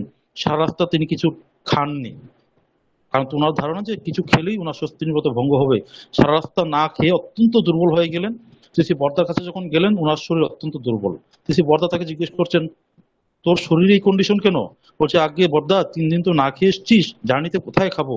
বলছে, কেন, রাস্তায় একটাও দোকান নেই যেখানে অন্তত রুটি ডাল পাওয়া যাবে, যেখানে অন্তত রুটি মিষ্টি পাওয়া যাবে, বা মাছ মাংস পেঁয়াজ রসুন ছাড়া কোনো খাবার নেই। বলছে, ঠাকুর আছে, কিন্তু সেখানে ছোঁয়াছুঁয়ির ব্যাপার স্যাপার। তখন ঠাকুর শ্রী বর্দা বলছেন, শোন, তোকে যদি কখনো উগ্রপন্থী ধরে নেয়, একটা পাহাড়ের চূড়ায় তোকে বেঁধে রেখে মাথায় গান ধরে তোকে বলে যে এখন মাংস না খেলে তোকে গুলি করে মেরে ফেলে, তুই কি করবি? তখন সেই রীতিটা বুক খুলে গর্ব করে বলছেন যে আমি মরে যাব তবু মাংস খাবো না। তখন শ্রী বর্দা বলছেন, তুই একটা মূর্খের মতো কথা বলবি। প্রাণ রক্ষা করাটাই ধর্ম। যদি প্রাণী রক্ষা করতে না পারলিস তাহলে ধর্ম আর কি পালন করলি? তাই সেই মুহূর্তে গরুর মাংস খেয়ে নিজের জীবন রক্ষা করাটাই হলো ধর্ম। তখন যদি বেঁচে যাস, বেঁচে এসে পরে প্রাচিত্য করে নিবি, প্রাচিত্যের বিধান রয়েছে। তিনি আমাদেরকে এতটা বাস্তবমুখী চিন্তা করতে শিখিয়েছেন। তাই আমি স্বস্তিনিব্রত নিয়েছি বলে মানে ঘৃণা প্রদর্শন করবো, যাকে তাকে মানে অসম্মান করবো, তার এরকম নয়। কিন্তু তার পাশাপাশি আবার এটাও ঠিক, নিষ্ঠার সাথে বঙ্গনা হয়। যাত্রাতে কেন খাই না, কারণটা হলো যিনি আমাকে খাদ্য পরিবেশন করছেন তিনি যদি সদাচারী না হন, তিনি যদি পায়খানা করে যথাযথ শৌচ না করেন, তিনি যদি যথাযথভাবে হাত না ধোন, তিনি যদি নাক ঝেড়ে সর্দি পেলে হাত না ধুয়ে তরকারি মেখে রান্না করেন, তিনি যদি তার শরীরে দাঁত থাকে সেই দাঁত চুলকিয়ে তারপর তরকারি মেখে রান্না করে খাওয়াচ্ছেন, তিনি যদি পেচ্ছাপ করে জল না নেন আর সেই হাতে আমাকে একটা বিস্কিট দেন, নিশ্চয়ই আমি খাবো না। আমরা সাধারণ বুদ্ধিতে সেগুলি উপেক্ষা করি বা সেগুলি আমাদের নজরে বা আমাদের চিন্তায় আনি না বলে আমরা তাদের হাতে খাই। কিন্তু বাস্তবিক পক্ষে যাদের সদাচার সম্পূর্ণ চলন নয় তাদের হাতে খেলে আমরা অসুস্থ হতে পারি। এবার যেহেতু যিনি আমাকে অনেক জায়গায় আমরা যাই, যারা আমাকে খাওয়া পরিবেশন করছে তার স্বভাব চরিত্র চলনা সম্পর্কে আমার জানা নেই, তো আমরা একটা ইউনিভার্সাল নিয়ম করে নিয়েছি, আমরা সাথে খাই না। কিন্তু আমি যদি এমন একটা মানুষকে চিনি যিনি ঠাকুরে দীক্ষিত নন, কিন্তু তিনি প্রচন্ড সদাচার সম্পূর্ণ শারীরিক ও মানসিক ভাবে, তিনি ভক্তিমতী, তিনি আমার প্রতি অত্যন্ত স্নেহশীল বা শ্রদ্ধাশীল, তাহলে শ্রী বাবাজাদা বললেন যে তার হাতে খাওয়া যায়, সে যদি ঠাকুর দীক্ষিত না হয়। আবার যদি এমন অনেক লোক সে স্বস্তিনী ব্রতধারী কিন্তু সে সদাচার সম্পন্ন নয়, তাহলে কিন্তু আমি তার হাতে খাবো না, সে যতই স্বস্তিনী ব্রতধারী হোক। তাছাড়া আমাদের শাস্ত্রে রয়েছে অন্নবাহী মন, অর্থাৎ যিনি আমাকে অন্ন জল পরিবেশন করছেন তার মানসিক ভাব আমার মধ্যে সঞ্চারিত হয়। সে যদি খুব প্রবৃত্তি সম্পন্ন হয়, তার মনে যদি আমার প্রতি ঘৃণা, আমার প্রতি লোভ বা এই ধরনের কোনো কুমতলব থাকে, তাহলে সেই তার অন্নজল গ্রহণ করার মধ্য দিয়ে আমার মনে সেই ভাব সঞ্চারিত হয়। এরকম অহরহ হয়, কিন্তু আমরা সেটা অনুভব করি না। তার কারণটা হলো আমাদের মন নানা বিকৃতিতে ভরে আছে। একটা সাদা কাগজের উপর যদি 1 ফোঁটা কালি কালি ফালাই তাহলে সেটা লক্ষ্য করা যায়, কিন্তু সেই কালিটা যদি আগে দেখি নানা আঁকি বুকিতে ভরা থাকে, তাহলে যতই আমি কালি ফোঁটা দিই সেটা নজরে পড়ে না। তো আমাদের মন সেই আঁকি বুকিতে ভরা আছে, তো তাই এই সেন্সিটিভ জিনিসগুলো আমরা সেন্স করতে পারি না। কিন্তু আদি শঙ্করাচার্যের জীবনে একটা ঘটনা আছে। তিনি তার গুরুর সাথে সাধনার এক পর্যায়ে হিমালয়ে যাচ্ছিলেন ধ্যান করার জন্য। যাওয়ার পথে হিমালয়ের পাদদেশে এক বাড়িতে রাত্রি যাপনের জন্য আশ্রয় গ্রহণ করেন। রাত্রি সেই বাড়ির এক যুবতী কন্যা তাকে অন্ন পরিবেশন করে। গুরুদেব রাত্রিবেলা আহার করেন না, তিনি না খেয়ে ঘুমিয়ে রইলেন। শঙ্করাচার্য সেই যুবতী কন্যার হাতে ভাত খেয়ে ঘুমিয়ে পড়লেন। রাত্রিবেলা তার শরীরে প্রচন্ড কাম ভাব তৈরি হয়। ওই কন্যাটির প্রতি তার এত কাম আকর্ষণ তৈরি হয়, তিনি ছটফট করতে থাকেন এবং পাশাপাশি তার বিবেক ধ্বংসন হতে থাকে। তিনি এক পর্যায়ে নিজেকে নিয়ন্ত্রণ করতে না পারে দৌড়ে গিয়ে গুরুদেবকে ঘুম থেকে উঠিয়ে তার পায়ে লম্বা হয়ে পড়লেন। বললেন, গুরুদেব, আমার মনে কেন এই ভাব আসছে? আমি আপনার সাথে দীর্ঘদিন থেকে সাধনা করছি, আমার মন তো পবিত্র হওয়ার কথা, আমার মনে কেন এই ভাব? তখন গুরুদেব ধ্যানে বসে তাকে জিজ্ঞেস করুন, তুই কার হাতে আজ খেয়েছিস? বললো, ওই বাড়ি মেয়েটির সাথে। ওই মেয়েটি তোর প্রতি যেরকম ভাব ছিল, সে অন্যের মধ্য দিয়ে সেই ভাব তোমার মধ্যে সঞ্চারিত হয়েছে। ভবিষ্যৎ আর কখনো যার তার হাতে অন্ন গ্রহণ করবে না। সেটা হলো শাস্ত্রীয় কথা, সেটাই সত্য। আমাদের তথাকথিত বিজ্ঞান সেটা হয়তো আমাদের ল্যাবরেটরিতে প্রমাণ করতে পারেনি, কিন্তু আমাদের মুনি ঋষিদের পর্যবেক্ষণ, তাদের জ্ঞান সেই কথাই বলে, এবং শ্রী ঠাকুরও সেই কথা বলেন। তাই আমরা যার তার হাতে খাই না। সেটা বলে স্বস্তিনী ব্রতধারী প্রয়োজন, প্রত্যেকটা মানুষের সেই বিধান পালন করা প্রয়োজন। স্বস্তিনির্ভরতার দ্বিতীয় নিয়মটাই আসছে যে আমাদের বৃত্তি প্রবৃত্তিকে নিরোধ না করিয়া সেই বৃত্তি প্রবৃত্তির প্রয়োজন বা চাহিদাগুলিকে সমুন্নত সম্বেকশালী করত ইষ্ট স্বার্থ প্রতিষ্ঠা সম্পন্ন করিয়া তোলা। এই কথাটা বোঝা একটু কঠিন। খুব সহজভাবে যদি বলি যে আমার হয়তো মিষ্টি খাওয়ার খুব লোভ, আমার মিষ্টির দোকানের সামনে থেকে গেলেই প্রচন্ড মিষ্টি খেতে লোভ হয়। এবার সেই লোভটাকে যদি আমি দমন করে রাখি যে আমি মিষ্টি খাবো না, এবার না কিনে আমি বাড়ি চলে গেলাম, তাহলে কিন্তু আমার বারে বারে মনে পড়বে সেই মিষ্টির কথা। কোনো না কোনো ভাবে এত আমি আকর্ষণ করবো, আমি আবার সেই মিষ্টিটি কিনবো। তাই শ্রী ঠাকুর বললেন তখন সেক্ষেত্রে কি করা, যে মিষ্টি খেতে ইচ্ছা হচ্ছে, ঠিক আছে আমি মিষ্টি কিনে নিলাম, নিয়ে এবার ঠাকুর ভোগে দিলাম, দিয়ে বাড়ির সবাইকে ডেকে ঠাকুর প্রসাদ দিলাম, আমি তা থেকে প্রসাদ গ্রহণ করলাম। আমার লোভকে আমি দমন না করে সে লোভের যে চাহিদা, আমার লোভের চাহিদা কি, আমার লোভের চাহিদা হল মিষ্টি, সেই মিষ্টিটাকে আমি ইষ্টের স্বার্থের জন্য ইষ্ট ভোগের জন্য নিবেদন করলাম, সবাইকে দিলাম। তাতে আমার প্রবৃত্তি দমন করা হলো না, সেটা নিয়ন্ত্রিত হয়ে গেল। ঠিক তেমনি আমাদের প্রত্যেকটা প্রবৃত্তি যখন আমাদের মাথা চারা দেয়, সেটাকে কিভাবে ইষ্টের স্বার্থে ব্যবহার করে সেই চাহিদাটাকে। আমারও তো খুব টাকার জন্য লোভ, টাকা রোজগার করা আমার খুব নেশা, যে টাকা রোজগার করতে ভালো লাগে। তো আমার সেই টাকা রোজগার করার যে লোভ, সেটাকে আমি আজকে থেকে টাকা রোজগার করবো না, আমি বন্ধ করে রাখবো। তা যদি করি তাহলে কিন্তু আমার ভিতরে সেই যে চাপা দেওয়া আবেগটা, সেটা আরো বৃহত্তর ভাবে কোনোদিন ফুটে বেরোবে। টাকা যদি রোজগার করি, সেই টাকা দিয়ে ইষ্টের কাজে কিভাবে লাগানো যায়, আমি তার জন্য একটা বাড়িতে সুন্দর ঘর করলাম, বাট ইষ্টের ভরণ পোষণের জন্য আমি ইষ্টভূতির পরিমাণ বাড়িয়ে দিলাম। এইভাবে সেই আমার প্রবৃত্তির চাহিদাটাকে আমি ইষ্ট স্বার্থ প্রতিষ্ঠায় যদি ব্যয় করি, তাহলে আমার সেই প্রবৃত্তিটা নিয়ন্ত্রিত হয়ে গেল। এইভাবে আমাদের প্রতি প্রত্যেকটা প্রবৃত্তিকে চাপা না দিয়ে, দমন না করে তার কাজে ব্যয় করা, তার স্বার্থে ব্যয় করা। তার কারণটা হলো একটা মনোবৈজ্ঞানিক কারণ রয়েছে। মনোবিজ্ঞান বলে আমরা যখন আমাদের কোনো চাহিদাকে চাপা দিয়ে রাখি, দমন করে রাখি, সেটা তখন আরো ভাবে আমাদের ভিতরে বাড়তে থাকে, বহুতর গুণে বৃদ্ধি পেয়ে হঠাৎ করে একটা বোম ব্লাস্টিং সিচুয়েশন হয়। ব্রহ্মচর্য সম্পর্কে ঠাকুরকে ধরার আগে বহু মানুষের একটা ভ্রান্ত ধারণা ছিল। স্বামী বিবেকানন্দ এবং বহু সাধক পুরুষদের কথা বুঝতে না পেরে তৎকালীন সময় বহু যুবকরা ব্রহ্মচর্য পালন করতো। ব্রহ্মচর্য মানে কি, তারা ভাবতো বীর্য ধারণ বা কোনো কাম চিন্তা না করা। এবার তারা সেই কাম চিন্তা থেকে দূরে থাকার জন্য, নারী থেকে দূরে থাকার জন্য সে কঠোরভাবে সেই ব্রহ্মচর্য পালন করার চেষ্টা করতো। এভাবে করতে করতে একসময় তাদের সেই চাপা দেওয়া প্রকৃতির ভয়ঙ্কর রূপে তাদের মধ্য দিয়ে বেরিয়ে আসতো, এবং এমনই বেরিয়ে আসতো যে নিজেকে নিয়ন্ত্রণ না করতে পেরে বহু দুর্ঘটনা তারা ঘটিয়ে ফেলতো। এরকম বহু ঘটনা রয়েছে এবং অনেকে মানসিকভাবে বিকৃত হয়ে গেছে, এরকম উদাহরণ রয়েছে। শ্রী ঠাকুর কিন্তু সেটা বলে, তিনি বলেন ব্রহ্মচর্য মানে ব্রহ্মে বিচরণ, সদা তার ভাবে ভাবিত হয়ে চলা, সেটা হলো ব্রহ্মচর্য। যখন আমি তার ভাবে চলি, তখন ওই কাম প্রবৃত্তি দমন করার জন্য আলাদা করে চিন্তা করতে হয় না। আর আমি যদি শুধু সারাক্ষণ ভাবি যে আমি কামকে দমন করবো, তাহলে বারে বারে আমার মাথায় ওই কামই আসবে। নেপালে একজন সাধু ছিল, তার খুব নামডাক, সবাই জানেন তিনি সিদ্ধ পুরুষ, এবং কোন একটা মন্ত্র তিনি স্বপ্ন বলে পেয়ে সেটা জপ করতে করতে তিনি সিদ্ধি লাভ করেছেন। এবার এক গ্রামের মানুষ তার কাছে গিয়ে ধরলো যে আগে আপনি আমাকে সেই মন্ত্রটা বলে দেন, আমিও আপনার মতো সিদ্ধি লাভ করি। সেই সাধু বলছে, আরে বাবা আমি সব মন্ত্র জানি না, মানুষের মিথ্যা কথা বলছে, তুই চলে যা, আমি মন্ত্র দিতে পারবো না। সেই লোকটি নাচুর বান্দা, বলছে না আমাকে মন্ত্র দিতেই হবে। সেই সাধু বলছে তুই যা এখান থেকে, আমার সাধনার ডিস্টার্ব হচ্ছে। সে যাবে না, সে নাচুর বন্ধ মতো লেগে আছে। সে সেই সাধু বাবু শালায়, তাকে যদি না তাড়াতে হবে তো আমার ধ্যান করতে পারছি না। ঠিক আছে তোকে আমি মন্ত্র দেবো, কিন্তু একটা শর্ত আছে। কি শর্ত? তুই কখনো কালো বাদরের কথা চিন্তা করতে পারবি না। বলে ঠিক আছে, কালো বাদরের কথা চিন্তা করবো না। এবার তাকে সাধুকে মন্ত্র দিন, বলে ওম, সেই ওম মন্ত্র জপ করবি, আর লক্ষ্য রাখবি যাতে কালো বাদরের কথা মনে না আসে।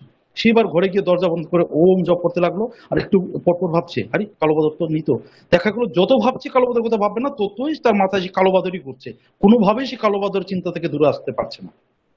আমাদের অবস্থা ঠিক তদ্রূপ হয় যখন কোনো বৃত্তি প্রবৃত্তিকে দমন করার জন্য আমরা ব্যস্ত হয়ে পড়ি। সেই জন্য ঠাকুর বললেন ওই জন্য ব্যস্ত না হয় সে প্রবৃত্তিকে নিয়ন্ত্রণ করে তৎমুখী করে দেওয়া, তার দিকে ধাবিত করে দেওয়া, তার স্বার্থের জন্য, তার প্রতিষ্ঠার জন্য নিয়োজিত করা। সেটা হলো স্বাস্থ্যকর একটা পদ্ধতি। শিশস্ত্রীর 3 নম্বর বিধান কি? আমার মনে যখনই ইষ্ট স্বার্থ প্রতিষ্ঠা সম্পন্ন বা কোনো শুভ চিন্তা আসলো, সেটাকে সাথে সাথে যথাযথ সাহস এবং শক্তিকে অবলম্বন করে বাস্তবে পরিণত করা। অর্থাৎ সেন্সরি মোটর কোঅর্ডিনেশন। আমার হয়তো মাথায় একটা শুভ চিন্তা আসলো, সেটা আমার সেন্সরি ডেভেলপমেন্ট। যে আমার চিন্তা আসলো যে পাশের বাড়ির লোকটাকে খুব কষ্টে আছে, তাকে যদি একটু ঠাকুরের কথা বলি, সে যদি দীক্ষা নেয় তাহলে তো সে বেঁচে যেতে পারে। তো আমার চিন্তা আসার সাথে সাথে আমি যদি সেটাকে বাস্তবে রূপায়িত না করি, আমি তো অন্য কাজে ব্যস্ত হয়ে গেলাম, দেখা গেল 2 দিন পর আমার সেই ভাবটা চলে গেল, আমি তাকে যাজন করলামই না, অন্তত 1 বছর অব্দি তার সাথে আমার কথাই বললাম না। তাতে হয় কি, আমার সেন্সরি ডেভেলপমেন্টটা মোটর ডেভেলপমেন্টের সাথে কোঅর্ডিনেট হয় না, আমার ইচ্ছা শক্তি জাগ্রত হয়নি। এবার আমি যখনই আমার মাথায় সেই শুভ চিন্তা আসলো, সাথে সাথে অন্য বাকি সব কাজ বাদ রেখে ওইটাকে বাস্তব, তার কাছে গিয়ে আমি আমার যা মনে ইচ্ছা আসলো শুভ চিন্তা, সেটাকে বাস্তবায়িত করা। আমার তো ইচ্ছা আসলো যে আর পাশের বাড়ির লোকটা অসুস্থ, তাকে আমি জিজ্ঞেস করে আছি তার কিছু লাগবে কিনা, সাথে সাথে সেই কাজটা বাস্তবায়িত করা। এইভাবে যতই আমি মেকানিক্যালি আমার মনে কোনো শুভ চিন্তাকে বাস্তবায়িত করতে আগ্রহী হই, করতে করতে করতে করতে সেটা আমার অভ্যাস হয়ে দাঁড়ায়। তখন দেখা যায় যে আমার মনে যেটা ইচ্ছা হচ্ছে সেটা অটোমেটিকলি বাস্তবে পরিণত হচ্ছে, আমার প্রয়াস করতে হচ্ছে না। তখন এমন হয় যে আমার যা ইচ্ছা হচ্ছে সেটাই হয়ে যায়, এন্ড প্রকৃতি সেটা করে ফেলে। যেটা আমরা শ্রী বাবাই দাদা, আচার্য শ্রী দাদার মধ্যে দেখি, যে তাদের ইচ্ছা হলে সেই ইচ্ছাকে প্রকৃতি সম্পন্ন করে ফেলে। তাই আমরা বলি যে তার বাক সিদ্ধ। প্রত্যেকই সেরকমটা হতে পারে। ইচ্ছা শক্তি এমন করে জাগ্রত হয় যে তিনি ইচ্ছা করেছেন সেখানে 1 লক্ষ দীক্ষা হবে, সেখানে 1 লক্ষ দীক্ষা হয়ে যায়, ভূতে করবে সেই 1 লক্ষ দীক্ষা। আর তাদের ইচ্ছা শক্তিটা তিনি এরকম ভাবে সাধনা দ্বারা সে পর্যায়ে নিয়ে গেছেন। তাই স্বস্তির তৃতীয় বিধানও যে সেটা অত্যন্ত গুরুত্বপূর্ণ। আমরা যদি প্রতিনিয়ত আমাদের এই শুভ চিন্তাগুলিকে দমন করে রাখি, সেগুলি কার্যপরিণত না করি, করতে করতে আমাদের সেই আমরা স্থবির হয়ে যায়। আমাদের মনে শুভ চিন্তা আছে, চিন্তা নাই, কর্ম নাই, চিন্তা সৎ, পাথর পেছল নরকপথ, আমাদের সেই অবস্থা হয়। আমাদের মনে ভালো চিন্তা আছে কিন্তু কর্ম নাই। ঠাকুর বলেন না, চিন্তা যখন আসছে তখন সেটাকে কর্মে বাস্তবায়িত করা, তখনই আমার যথাযথ উন্নতি হয়, তখনই আমার সাধনার প্রতি অগ্রসর হয়। 4 নম্বর বিধানটা হলো যে আমার পারিপার্শ্বিককে আমারই বাঁচাবার স্বার্থ বিবেচনা করিয়া তাদেরকে যাজন এবং সেবার মধ্য দিয়ে ইষ্টের প্রতি অনুরক্ত করে তোলা, যাতে তারা ভালো থাকে। আমি ঠাকুরকে ধরে তার প্রতি অন্তত এতটুকু অনুভব করেছি যে আমাদের বেঁচে থাকতে হলে, আনন্দে থাকতে হলে, শান্তিতে থাকতে হলে, যত যত সমস্যা থাকুক, সেই সমস্যা থেকে মুক্ত থাকতে হলে একটাই উপায়, যে ঠাকুরকে ধরা, তার কথা মতো চলা, তাকে ভালোবাসা। এবার আমি যে বাঁচার উপায়টা পেয়েছি সেটা পরিবেশের মধ্যে, আমার পরিবেশে বহু লোক বিভিন্ন রকম সমস্যা আছে, কারো তো শারীরিক সমস্যা, কারো সাংসারিক সমস্যা, কারো অর্থের সমস্যা, কারো বিভিন্ন ধরনের সমস্যা। আমার কোনো সাধ্য নেই যে প্রত্যেকটা সমস্যার আলাদা আলাদা উপায় বের করে আমি তাদেরকে সমাধান করব। কারো অর্থের সমস্যা, তাকে অর্থ দিলাম, কার শারীরিক সমস্যা, তাকে ডাক্তার, এরকম আমার পক্ষে সমস্যা সম্ভব নয় যে প্রত্যেকটা মানুষকে তার সমস্যা খুঁজে বের করে করে তার সমাধান করবো। কিন্তু একটা কমন উপায় রয়েছে, সেই মানুষটা যদি আমি ইষ্টের সাথে যুক্ত করে দিতে পারি, ইষ্ট অনুরক্ত করে তুলতে পারি, তাহলে সে নিজে নিজেই তার সমস্ত সমস্যার উপায়, সমাধান উপায় খুঁজে বের করে নেবে, ঠাকুর দেশে ভালো থাকবে। এই একটা সহজ উপায় মানুষকে সুস্থ রাখার, পারিপার্শ্বিককে ভালো রাখার ঠাকুর দয়া করে ধরিয়ে দিয়েছেন। সেটা আমাদের দৈনন্দিন জীবনে সেটা মাথায় রেখে তা কার্য পরিণত করা। আর সবার শেষে যে স্বস্তির নীতি, আমাদের কর্মক্ষমতা এবং আমাদের উপার্জনের ক্ষমতাকে বাড়িয়ে তা থেকে প্রত্যেকদিন ইষ্টভীতির পর ইষ্টের ভোগের জন্য একটা অর্ঘ্য নিবেদন করা, তা থেকে 3 টাকা স্বস্তিনীর কলামে পাঠানো, আর বাকি উদ্বৃত্ত অংশটা ঠাকুর বলেছিলেন সেটা পারিপার্শ্বিকের সেবার জন্য রাখার জন্য, পরবর্তী শ্রী বরদা সেটা বলেন শ্রী মন্দিরের অ্যাকাউন্টে জমা দেওয়ার জন্য। সেই 5টা নীতিকে যথাযথভাবে পালন করাই হলো স্বস্তিনী, শুধু নিরামিষ খাওয়া নয়। এইবার অনেকেরই ভয় যে স্বস্তিন পত্নী যদি ভেঙে ফেলি তাহলে তো মহাপাপ। সেটা অনেকেই বলে, কারোর জন্য স্বস্তিনীর যাজন করবেন না, যদি ভেঙে ফেলে মহাপাপ। তো স্বস্তিনী ভাঙ্গা কখন বলে, কখন আমি বুঝবো যে আমি স্বস্তিনী ভেঙেছি? আমি তো ভুল করে কোনো দিন মাছ মাংস খেয়ে ফেললাম, হয়তো একটা চপের ভিতরে ডিম আছে আমি জানি না, আমি নিরামিষ খেয়ে ফেললাম, আমার ডিম চলে গেলো, আমার কি স্বস্তিনী ভাঙ্গা হয়ে গেছে? মোটেও না। আমি হয়তো অসুস্থ, কোনোদিন হয়তো স্বস্তিনী পথের যে মন্ত্রটা আমি ভুলে গেছি, তাকে স্বস্তিনী ভঙ্গ মোটেও না। শ্রী বাবাদাকে একজন জিজ্ঞেস করলেন আমার সামনে যে দাদা আমি কখন বুঝবো যে আমার স্বস্তিনী ভঙ্গ হয়েছে? শ্রী বাবাদা বললেন, যখন তুমি ইচ্ছে করে মাছ মাংস খাওয়া শুরু করবে, যখন তুমি ইচ্ছে করে স্বস্তির প্রত্যেকদিন স্বস্তিনী অর্ঘ্য রাখা বন্ধ করে দেবে, সেদিন তোমার স্বস্তিনী ভঙ্গ হবে। খুব সোজা হিসাব। আমার গ্রামেরই একজন খুব বয়স্ক ঠাকুরের কর্মী, উনি মধ্যে যিনি দীক্ষিত মানুষ, ছোটবেলা থেকে ওনাকে দেখেছি ঠাকুরের আলোচনা করতে, কীর্তন করতে, অর্ঘ্য কালেকশন করতে, এবং এলাকায় উনি খুব একজন নামডা করা সৎসঙ্গ হিসেবে পরিচিত। উনি বৃদ্ধ বয়সে অত্যন্ত অসুস্থ হয়ে শয্যাশায়ী, ওনার স্ত্রী শয্যাশায়ী। আমি ভাবলাম একবার খোঁজ খবর নিয়ে আসি যে ওনাদের ইষ্টভীতি কিভাবে জমা দিচ্ছে, যদি প্রয়োজন পড়ে আমি মাসে মাসে নিয়ে আসবো। আমি গেলাম, গিয়ে বললাম, উনাকে আমি দাদু বলে রাখতাম, বলে দাদু আপনাদের ইষ্টভীতি কিভাবে জমা দেন? বলছে সে তো তোমার বাবা নিয়ে যায়। যাক, আমি ওনাকে নিশ্চিত হলাম। এবার আমি তাদেরকে কথা কথা জিজ্ঞেস করলাম যে আপনি ইষ্টভীতি কত করে করেন? বলে আমি 25 পয়সা করে করি। 25 পয়সা? বলে আমি যে তো দীক্ষা নিয়েছি যখন আজকে থেকে 30 বছর আগে, তখন আমি 10 পয়সা করে করতাম, সেটাকে বাড়িয়ে আমি 25 পয়সা করেছি।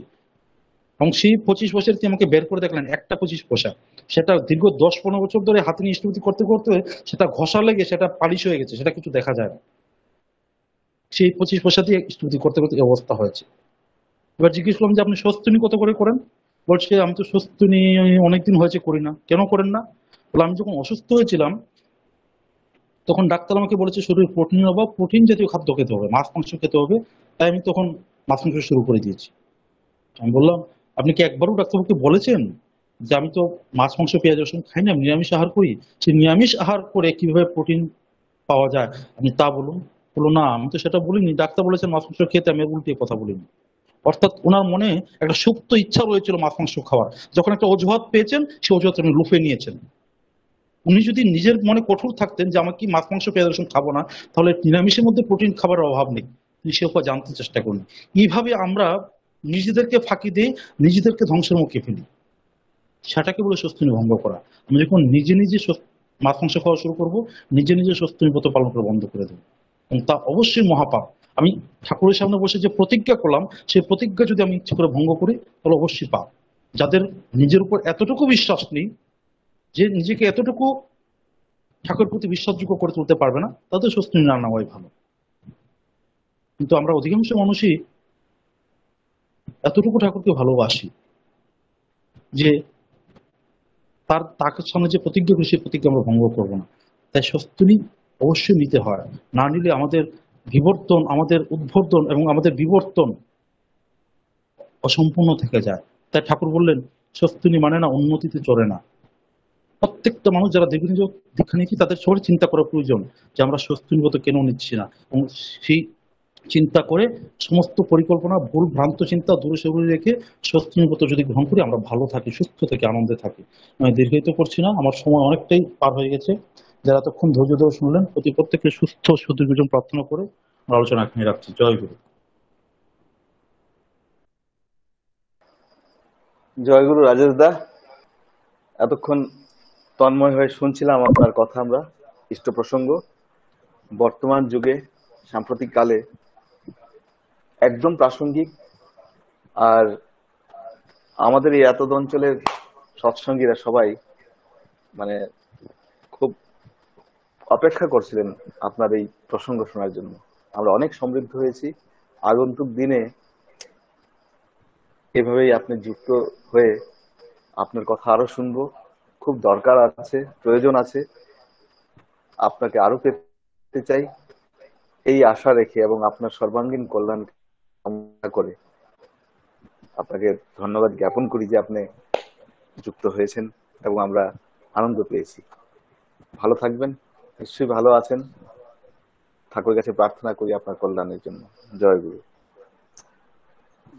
এবার আমরা জয় গুরু দাদা, এখন শেষ পর্যায়ে জয়াধি কীর্তন হবে এবং তারপরে আমাদের শ্রদ্ধেয় জিতেন পালদা, আমাদের ঠাকুরের পাঞ্জাবাহী কর্মী অধৈর্য জিতেন দা ধ্বনি দিয়ে আজকের শুভানুষ্ঠান সমাপন করবে।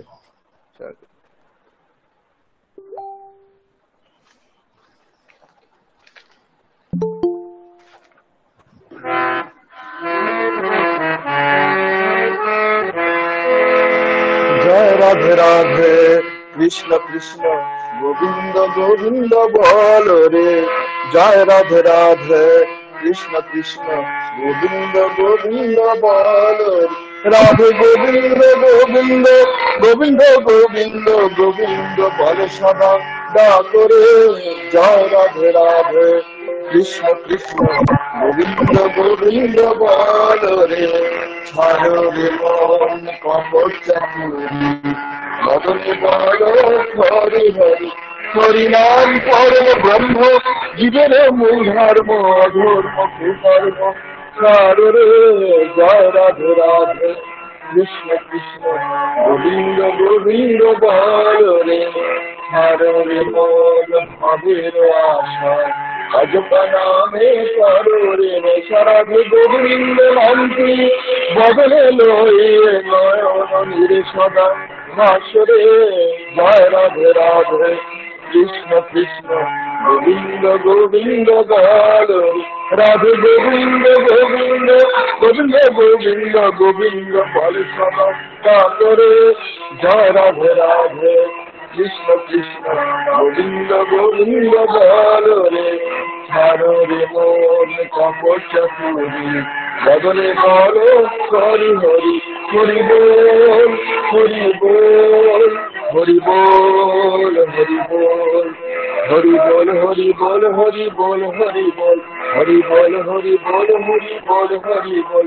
হরি বল হরি বল হরি বল হরি বল হরি বল হরি নাম পরম ব্রহ্ম জীবের মূল ধর্ম অধর্ম কুকর্ম ছাড়ো রে জয় রাধে রাধে কৃষ্ণ কৃষ্ণ গোবিন্দ গোবিন্দ বল রে ছাড়ো রে মন ভবের আশা অজপ নামে করো রে রাধা বল রাধা বল রাধা বল রাধা বল রাধা বল রাধা বল রাধা বল রাধা বল রাধা বল রাধা বল রাধা বল রাধা বল রাধা বল রাধা বল রাধা বল রাধা বল রাধে গোবিন্দ নামটি বদলে লয়ে নয়ন নিরে সদা ভাসরে জয় রাধে রাধে কৃষ্ণ কৃষ্ণ গোবিন্দ গোবিন্দ বল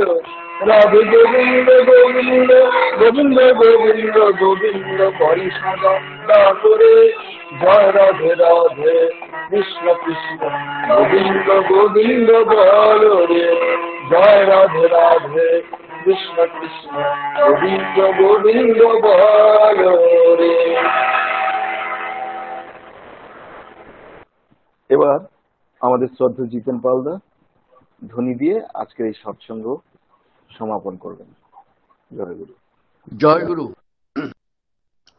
একটি ঘোষণা, আগামী 26 তারিখ বুধবার শ্রী শ্রী জগৎজননী শ্রী শ্রী বড়মার তিরোধান তিথি। আমরা সবাই যাতে এই তিথিতে অবিচ্ছিন্ন করি, এই ঘোষণাটি এখানে বললাম। আগামী বুধবার। জয় গুরু। ঘোষণাটি শেষ হল। বন্দে পুরুষোত্তমম বন্দে পুরুষোত্তমম বন্দে পুরুষোত্তমম বন্দে পুরুষোত্তমম বন্দে পুরুষোত্তমম বন্দে পুরুষোত্তমম परम प्रेममय श्री श्री ठाकुर नुकुल चंद्र जी की। परम प्रेममय श्री श्री ठाकुर नुकुल चंद्र जी की। परम प्रेममय श्री श्री ठाकुर नुकुल चंद्र जी की।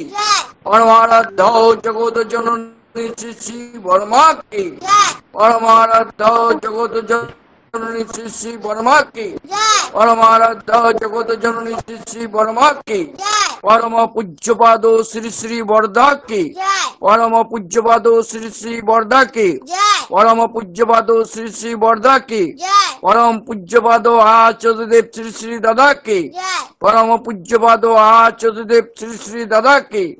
परम पूज्यपाद आचार्यदेव श्री श्री दादा की। परम पूज्यपाद श्री श्री बवाइदा की। परम पूज्यपाद श्री श्री बवाइदा की। परम पूज्यपाद श्री श्री बवाइदा की। परम पूज्यपाद श्री श्री अविंदा की। परम पूज्यपाद श्री श्री अविंदा की। परम पूज्यपाद श्री श्री अविंदा की। सौत संगो की। वंदे पुरुषोत्तमम वंदे पुरुषोत्तमम वंदे आर्यवृत्तिं वंदे मातृवर्गं वंदे मातृवर्गं वंदे अहंकृष्टदैवतं वंदे अहंकृष्टदैवतं वंदे पुरुषोत्तमं वंदे पुरुषोत्तमं वंदे पुरुषोत्तमं वंदे पुरुषोत्तमं वंदे पुरुषोत्तमं वंदे पुरुषोत्तमं जुग पुरुषोत्तम परम प्रेममय श्री श्री ठाकुर नुकुल चंद्र जी की जय। জয় গুরু। সবাই ঠাকুর প্রণাম করেন। পরে জয় গুরু। জয় গুরু।